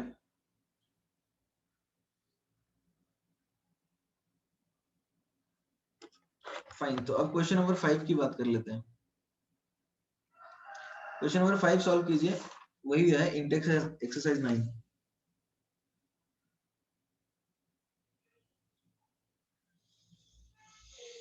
5 डन?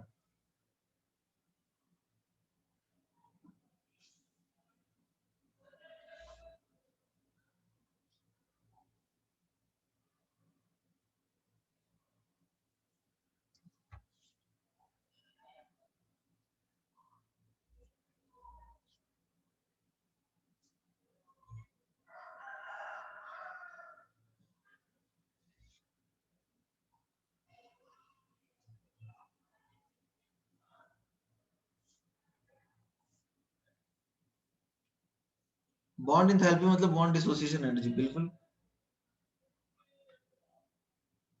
अच्छा, A2 और B2 से AB बनता है 2AB। जब standard bond standard bond enthalpy की बात करेंगे, इंथैल्पी ऑफ फॉर्मेशन की बात करेंगे, तो ये चीज हमें ध्यान रखनी है कि हमको 1 मोल AB बनाना है। Are we clear guys?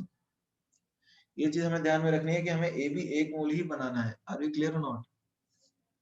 तो आप यदि ये रिएक्शन लिखते हैं ना तो आपका आंसर गलत आएगा, नीचे वाला रिएक्शन लिखते हैं तो ही सही आएगा।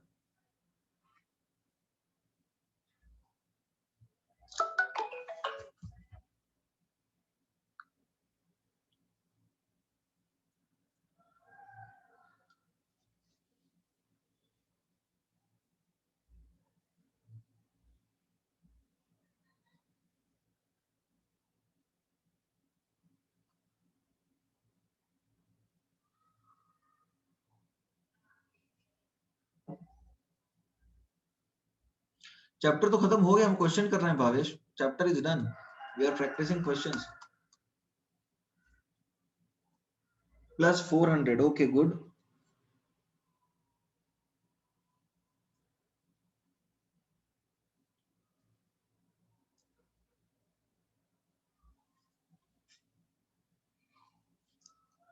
सबका आया आंसर? देखो A2 का मान लो x है, AB का मान लो x है, तो इसका क्या आएगा x/2 ना। ये समझ में आया सबको? रेशियो दिया है उसके हिसाब से कर रहे हैं। तो sigma BD reactant minus sigma BD product, यदि हम रिलेशन यूज करते हैं तो ये x/2 आएगा प्लस x/4 आएगा यहाँ पे, और ये माइनस x आएगा। ठीक है रेडी? Is that clear? तो ये माइनस क्या आया, माइनस x/4 आया। And this minus x/4 is actually equal to -100. So guys, in this case x is equal to 400. क्या ये बहुत मुश्किल तो नहीं लगा मुझे? आपको क्या लगता है? Is it difficult thing? x/4 क्यों लिया? क्योंकि 1 मोल के लिए x है ना, तो आधा के लिए तो x/2 होगा। 1 मोल के लिए x/2 है तो आधा के लिए x/4 होगा, राइट? यहाँ पर तो हाफ मोल रिएक्ट कर रहा है। Aditya, is that clear?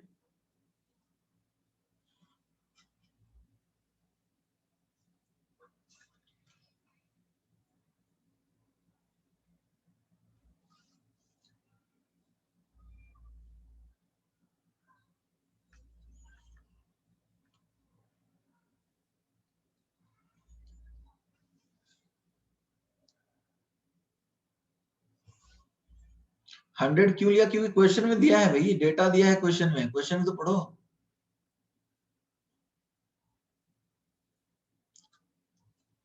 Shreyas, question पढ़ लिया?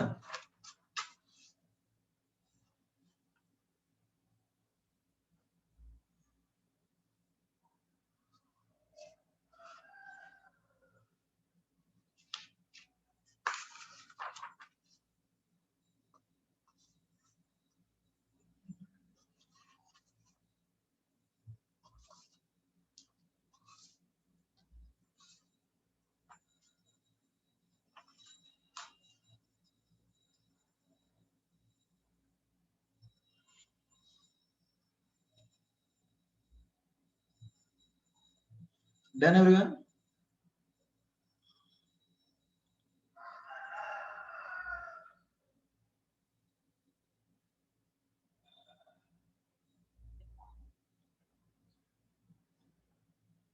एवरीवन डन और नॉट? तो देखो, this was thermodynamics and thermochemistry. तो अब देखो थर्मोडायनेमिक्स में कौन सा पार्ट डिफिकल्ट लगता है और तुम्हें क्या जजमेंट है वो मैं बता देता हूँ। देखो फर्स्ट, जैसे थर्मोडायनेमिक्स के अंदर 3 चीजें थी। एक तो फर्स्ट लॉ, सेकेंड लॉ, हाँ मैं बताऊंगा, और थर्मोकेम। देखो third law is a part of second law actually. Thermochem से मेंस में ज्यादा क्वेश्चन आते हैं, जेई मेंस के लिए, और ये काफी रिलेवेंट टॉपिक हो जाता है। ठीक है, लेकिन ये रिलेटिवली इजी है। What do you suggest? ये इजी है ना? फर्स्ट लॉ लेंदी है, बट ये डिफिकल्ट नहीं है, ये मॉडरेट लेवल का है। इसमें बहुत सारे फॉर्मूला हो जाते हैं, राइट? फर्स्ट लॉ लेंदी है बट ये डिफिकल्ट नहीं है, कुछ बेसिक चीजें हैं जो आसपास चलती रहती हैं। सेकेंड लॉ कंसेप्चुअली डिफिकल्ट है। कंसेप्चुअली इंट्रोपी वाली जो चीज है ना, वो थोड़ी सी बच्चों को डिफिकल्ट लगती है, क्योंकि स्टेट फंक्शन वाली प्रॉपर्टीज कुछ ज्यादा ही खतरनाक तरीके से यूज होती है। बट इसको भी मैंने तुमको एक कहानी की तरह समझाने की कोशिश करी थी कि बिग बैंग होता है, ये होता है, वो होता है। तो थ्योरेटिकल डिफिकल्टी जो होती है ना, वो सेकंड लॉ में बच्चों को आती है थर्मोडायनेमिक्स के अंदर। दूसरी एक डिफिकल्टी क्या आती है, दूसरी फर्स्ट लॉ तो लेंदी है, ऐसा कुछ डिफिकल्ट नहीं है उसमें से। फर्स्ट लॉ में ऐसा कि कंसेप्चुअल डिफिकल्टी है क्या? एवरीबॉडी कोई ऐसी चीज मिली फर्स्ट लॉ में जो समझनी मुश्किल है? ऐसी कोई चीज नहीं है वहां पे। क्या है ऐसा कुछ? हाँ, एडियाबैटिक वाला थोड़ा सा पार्ट है। एडियाबैटिक इरिवर्सिबल प्रोसेस वो थोड़ा सा डिफिकल्ट है। बट फर्स्ट लॉ में ऐसी कोई चीज नहीं है कि जो कंसेप्चुअली समझनी मुश्किल है या फिर बहुत ज्यादा कंसेप्ट एक साथ यूज होते हैं। ऐसा सेकंड लॉ में होता है। गिव्स फ्री एनर्जी हो गया, ठीक है, वहां पे तो थोड़ा ठीक है, एंट्रोपी अलग अलग प्रोसेसेस निकाल रहे हैं हम, ठीक है, वहां पर थोड़ा सा ट्रिकी बन जाता है मामला। तो ये सारी चीजें थर्मोडायनेमिक्स को थोड़ा सा कंसेप्चुअली डिफिकल्ट बनाती हैं सेकंड लॉ की वजह से। तो बच्चों को वहां डिफिकल्टी होती है, देखो उसका कोई उपाय नहीं है, उसको थोड़ा सा मेहनत करना पड़ेगा, है ना। बाकी फर्स्ट लॉ लेंदी, इसके लिए आप पढ़ोगे कैसे? देखो थर्मोकेमिस्ट्री में तो कोई खास फॉर्मूला है नहीं, तुमको ये बात पता ही है, कुछ कन्वेंशन है तो ध्यान रखना है, तो ये तो इजी है। अब बचा क्या, पढ़ना तो तुम्हें यही है, ठीक है। अब फॉर्मूला, हाँ, तो अब फॉर्मूला एक शीट बनाइए, फॉर्मूला चार्ट बनाइए,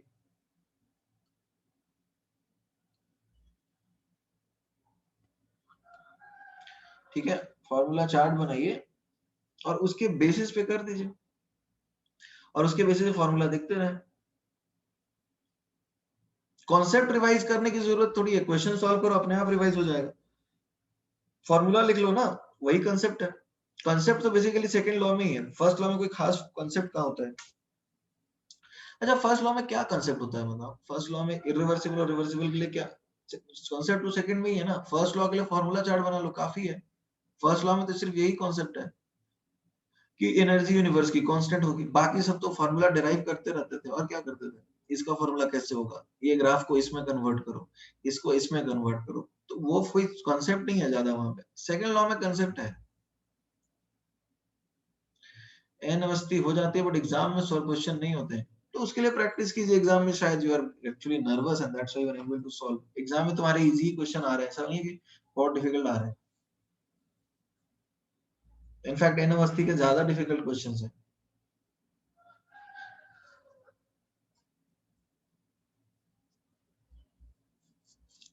चलो ठीक है, so this is how you can revise this chapter thermodynamics.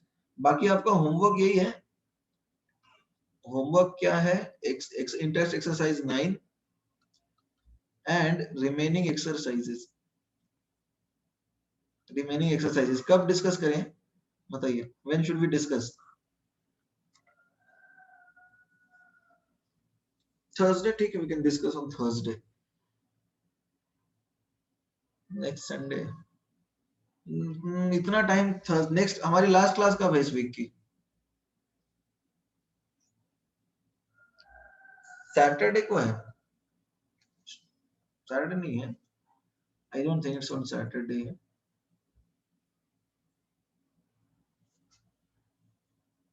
I think it is on Friday. तो फ्राइडे को रखते हैं ना, फ्राइडे को रख लेते हैं। फ्राइडे तक टाइम भी है तुम्हारे पास काफी, और ज्यादा करना भी नहीं है। एक्सरसाइज 2 तक तो मोस्टली होमवर्क दे ही दिया था मैंने, और उसके आगे ज्यादा सॉल्व करना भी नहीं, तो उतना तक तुम्हारे टाइम भी मिल जाएगा।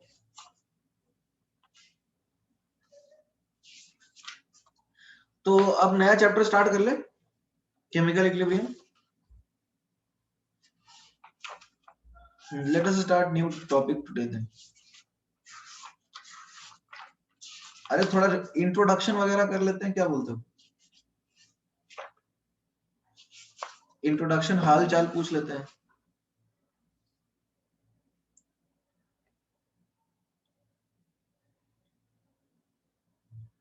एक चीज होता है ना, क्या होता है कि तुम एक, क्या नहीं करना है तो क्या और क्वेश्चन करें? तो और क्वेश्चन करो थर्मो के ऊपर, वो करोगे?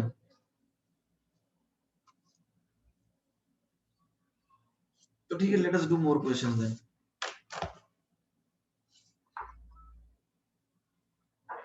नक को छुट्टी दे दो।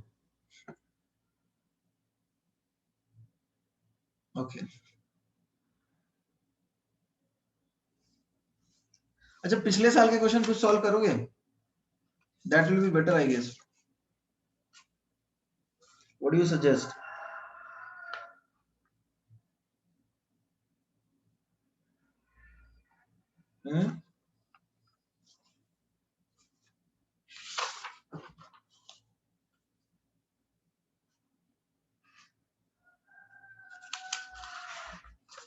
पिछले साल के क्वेश्चन सॉल्व करते हैं, चलो पी वाई क्यूज।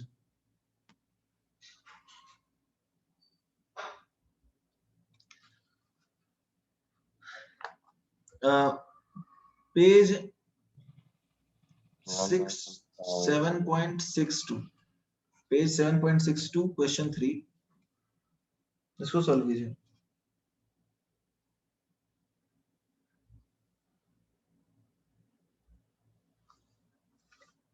मॉड्यूल से ही कर लेंगे। हाँ तो मॉड्यूल से ही तो करवा रहा हूँ। मतलब क्या चाहते हो कि ना करें क्या करें? क्वेश्चन सॉल्व भी नहीं करें, आगे भी नहीं बढ़े, तो करो सॉल्व फिर। तो अभी तो तुम घर पे ही हो ना, घर पे ही तो करोगे तुम, क्या किसी दूसरे के घर पे हो? अभी घर पे ही तो कर रहे हो।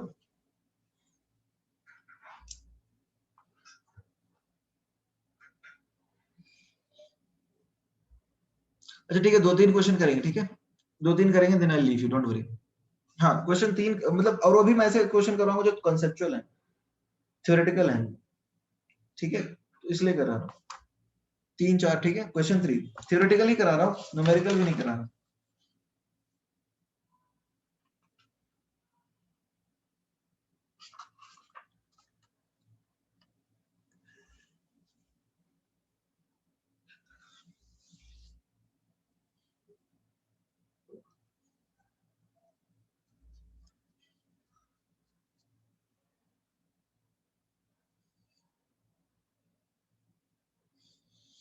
थ्री का आंसर क्या आएगा बताओ? ये तो बहुत इजी है, बता दो। 100 डिग्री सेल्सियस पे तो इक्विलिब्रिया होता है ना। H2O लिक्विड जो है, H2O गैस है, 100 डिग्री सेल्सियस पे, जिसको अपन बोल सकते हैं 373 केल्विन, यहाँ तो इक्विलिब्रिया होगा। तो अब सिस्टम की इंट्रोपी क्या होगी एवरीबॉडी? सिस्टम की इंट्रोपी में क्या होगा? ये तो बढ़ रही है, डेल्टा एस टोटल 0 है, राइट, क्योंकि इक्विलिब्रिया है। और डेल्टा एस सराउंडिंग क्या होगी? नेगेटिव, और you can say less than 0। Fine, तो ये तो बहुत इजी था। क्या है आंसर? फिर इसका आंसर क्या है?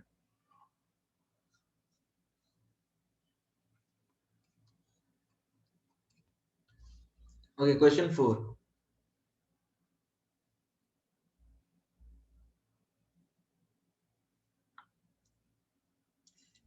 क्वेश्चन 4 नहीं दिया मैंने, क्या दिया? क्वेश्चन 8 दे देता हूँ। क्वेश्चन 6, 7, 8 थ्योरेटिकल है सारे। 4 कर सकते हो, 4 तो, हाँ 4 तो अभी किया था हमने, 4 तो अभी किया था ना हमने। सिस्टम की पॉजिटिव क्यों सलोनी? बिकॉज लिक्विड से गैस में जा रहा है सिस्टम, तो गैस की इंट्रोपी तो लिक्विड से ज्यादा ही होती है ना,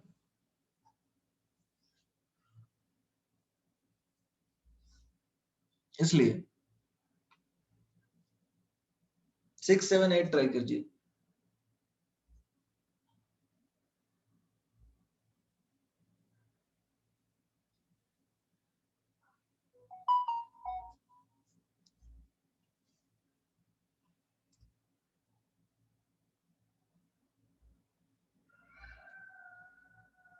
सिक्स का आंसर क्या आएगा? ए आएगा। Everybody what do you think?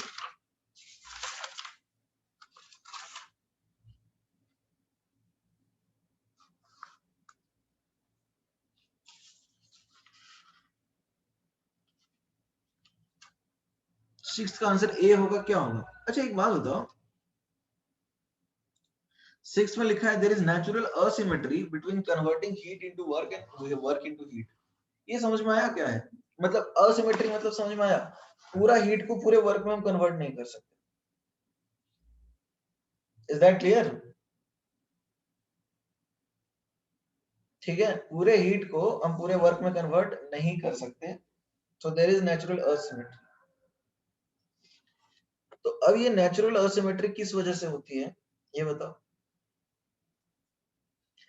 अरे कांस्टेंट टेम्परेचर पे नहीं कर सकते, मतलब तो सी बेसिकली कांस्टेंट टेम्परेचर पे पूरा साइकिल नहीं बनेगा ना सलोनी, हीट इंजन के लिए पूरा साइकिल बनना चाहिए, तो सिर्फ आइसोथर्मल प्रोसेस से हम साइकिल नहीं बना सकते, ये तो चीज है। लेकिन यहाँ पर पूछा है कि no process is possible in which the sole result is the absorption of heat from reservoir and its complete conversion into work। देखो एक्चुअली में क्या है यहाँ पे, ये बोलना चाह रहा है प्रोसेस, तो प्रोसेस तो ऐसा होता है ना थ्योरेटिकल, लेकिन आइसोथर्मल होता है ऐसा, बट वो आइसोथर्मल थ्योरेटिकल होता है, आइसोथर्मल कंप्लीटली प्रैक्टिकल है क्या? कार्नोट इंजन भी थ्योरेटिकल होता है, Carnot engine is not practical. तो अब ये बताओ, no process is possible in which the sole result, ये स्टेटमेंट इसका सही तो है। देखो सेकंड स्टेटमेंट को अपन गलत बोल सकते हैं क्या? सेकंड स्टेटमेंट तो सही है, बट क्या ये पहले स्टेटमेंट का जस्टिफिकेशन है? Is it the correct reason? देखो इसका रीजन ये होता है ना कि इंट्रोपी बढ़नी चाहिए यूनिवर्स की, तो कुछ ना कुछ एनर्जी यदि वेस्ट नहीं होता है तो वो प्रोसेस होगा ही नहीं। यही रीजन हमने सीखा है ना सेकंड लॉ के अंदर।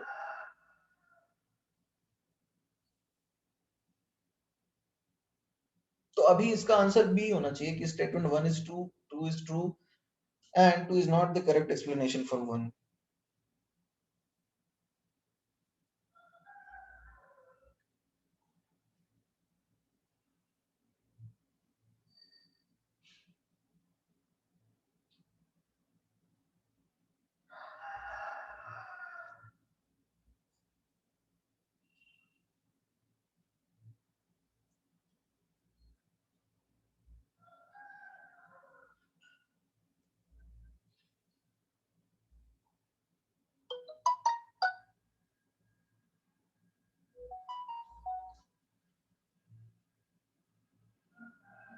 स्टेटमेंट 1 नहीं समझे? स्टेटमेंट 1 ये है, अरे भैया नेचुरल असिमेट्री का मतलब ये है, ठीक है, explain statement 1 as well as 2। Statement 1 का मतलब ये है कि there is natural asymmetry. Asymmetry मतलब समझ रहे हो, कंप्लीट हीट को वर्क में कन्वर्ट नहीं कर सकते और कंप्लीट वर्क को हीट में कन्वर्ट नहीं कर सकते, ये समझ में आया? असिमेट्री का मतलब यही है ना कि कंप्लीट कन्वर्जन नहीं हो सकता,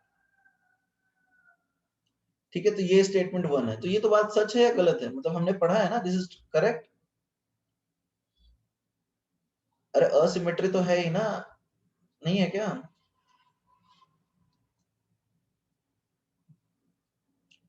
अब दूसरी वाली बात जो है स्टेटमेंट 2 की कर लेते हैं। तो स्टेटमेंट 2 ने क्या लिखा है? No process is possible in which sole result is the absorption of heat. देखो ये बात सच है, आइसोथर्मल प्रोसेस भी 100% हम रियलाइज नहीं कर सकते। तो स्टेटमेंट 2 भी सही है, बट ये एक्सप्लेन नहीं करता है कि असिमेट्री होती क्यों है। असिमेट्री इसलिए होती है क्योंकि यूनिवर्स की एंट्रोपी बढ़नी चाहिए, right? Is that clear? Asymmetry इसलिए होती है क्योंकि यूनिवर्स की एंट्रोपी बढ़नी चाहिए।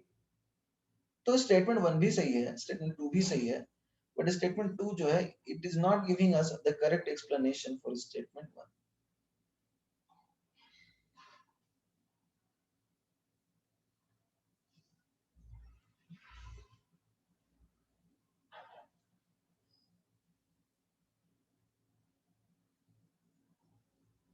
आगे बढ़ सकते हैं? अच्छा देखो क्वेश्चन नंबर 7 तो बहुत इजी है, इसको जस्ट बता दो देख के ही।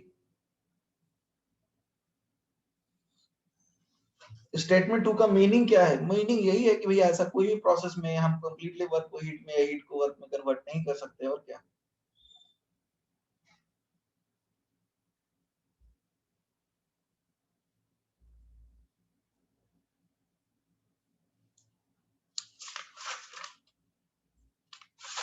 ठीक है रेडी?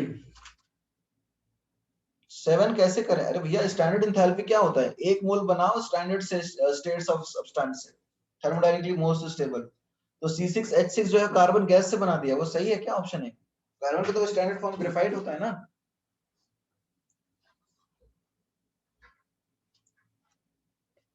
तो 7 का ए सही है क्या? 7 का ए गलत है। अब 7 के बी की बात कर लेते हैं। देखो यहाँ पे लिखा है 3/2 O2 गैस से बनाना है O3 गैस, तो यहाँ 1 मोल ओजोन बना रहे हैं, राइट, 1 मोल ओजोन बना रहे हैं, तो ये तो सही है भाई, दिस इज करेक्ट, यहाँ कोई दिक्कत नहीं है, स्टैंडर्ड स्टेट O2 ही होता है। अब देखो H2, यहाँ H2 ले लो, O2 ले लो और H2O, लेकिन यहाँ 2 मोल बना दिया, राइट, तो 2 मोल तो नहीं, 1 ही मोल बनाना है, तो ये भी गलत है। और यहाँ 1/8 एसिड और O2, तो ये तो सही है ना, इसमें कोई दिक्कत नहीं होनी चाहिए, 1 मोल बना रहे हैं, स्टैंडर्ड स्टेट होता है सल्फर का रूम भी। तो आंसर क्या बना, बी और डी?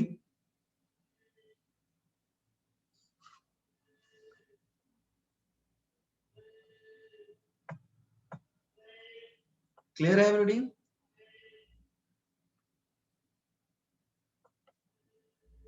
और ट्राई करोगे? एक आध क्वेश्चन या काफी था? एक कर लो, और एक और कर लो, मैं तो थ्योरेटिकल क्वेश्चन करवा रहा हूँ, तुम्हारा थ्योरी रिवाइज करवा रहा हूँ मैं, एक्चुअली न्यूमेरिकल भी नहीं करवा रहा हूँ मैं। क्वेश्चन नंबर 8 कर लो, लास्ट है बस, last 8 question. An ideal gas is expanded from P1 V1 T1 to P2 V2 T2 under different conditions, ठीक है?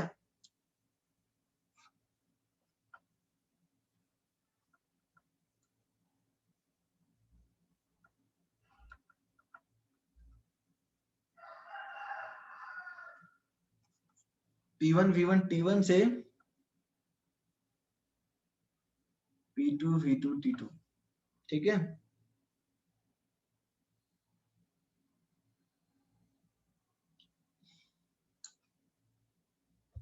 तो अब क्या करना है, P1 V1 T1 से P2 V2 T2 पे हमें जाना है।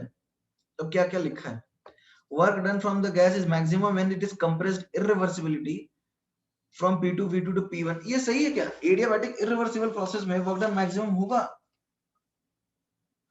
एवरीबॉडी? ए सही है क्या, ऑप्शन ए बताओ?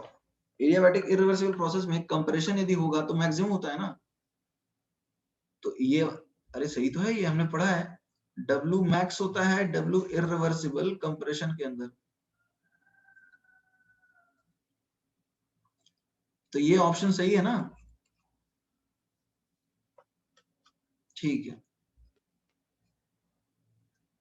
और बी ऑप्शन बताओ, the work done by the gas is less when it is expanded adiabatically, और देन देखो अब ये खुद सोचो, एडियाबैटिक का ग्राफ थोड़ा नीचे आता है और आइसोथर्मल का ग्राफ थोड़ा ऊपर आता है, तो ये सही है क्या? एडियाबैटिक में काम कम होगा एवरीबॉडी, ये सही है ना? ये तुम्हारा आइसो हो गया और ये एडियाबैटिक हो गया, ठीक है, तो ये भी सही है। ऑप्शन सी पढ़ लेते हैं, the change in internal energy of the gas is zero if it is expanded reversibly with T1 is equal to T2 and positive it is expanded reversibly under adiabatic conditions, ये समझ में आया?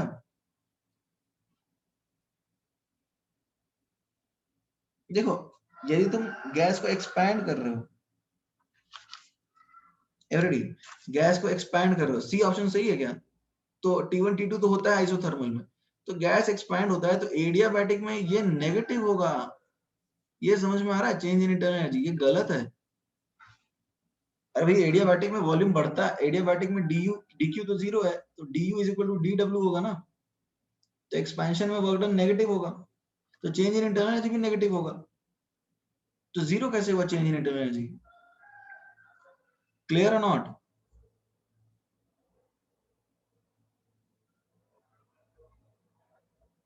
तो ये गलत हो गया, option D, if the process is carried out freely it is simultaneously both isothermal as well as, देखो फ्री एक्सपेंशन का मतलब क्या होता है, P एक्सटर्नल जीरो है, तो P एक्सटर्नल जीरो है और इसको वर्क डन क्या हो गया, minus P external D, free expansion में जीरो, तो वर्क डन जीरो है, तो du इज इक्वल टू क्या हो गया, dq, ठीक है, du is equal to dq। अब एडियाबैटिक में तुम एक्सपेंशन कर रहे हो फ्रीली, फ्री एक्सपेंशन में वर्क डन हीट एक्सचेंज कुछ भी नहीं होता, तो अब यहाँ पे heat exchange is also zero, so therefore temperature change will also be zero, तो इट इज डी आंसर। देखो फ्री एक्सपेंशन करोगे ना तो हीट ट्रांसफर कुछ नहीं होता। अच्छा फ्री एक्सपेंशन समझते हो ना, वर्क डन 0 है। एवरीबॉडी, फ्री एक्सपेंशन का मतलब वर्क डन 0 है, नहीं समझे? फ्री एक्सपेंशन का मतलब वर्क डन 0 है। तो जब कोई फ्री एक्सपेंशन कर रहा है तो वहां पे कोई इसको हीट देने के लिए है क्या? एवरीबॉडी, वहां कोई इसको हीट देने के लिए है? तो हीट देने के लिए कोई नहीं है, ठीक है, काम कुछ हो नहीं रहा है, तो चेंज इन इंटरनल एनर्जी कुछ होगा क्या? चेंज इन इंटरनल एनर्जी कुछ होगा? ऑब्वियसली नहीं होगा। तो ऑब्वियसली ये आइसोथर्मल और एडियाबैटिक दोनों हो जाएगा।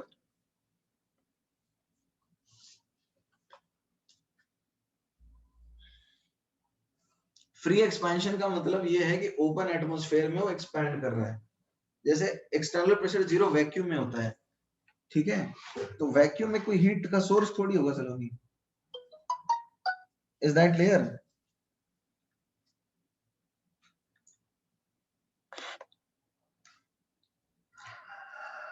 ठीक है, फिर we'll start with chemical equilibrium in the next class. In the meantime, you guys can solve the questions from your booklet.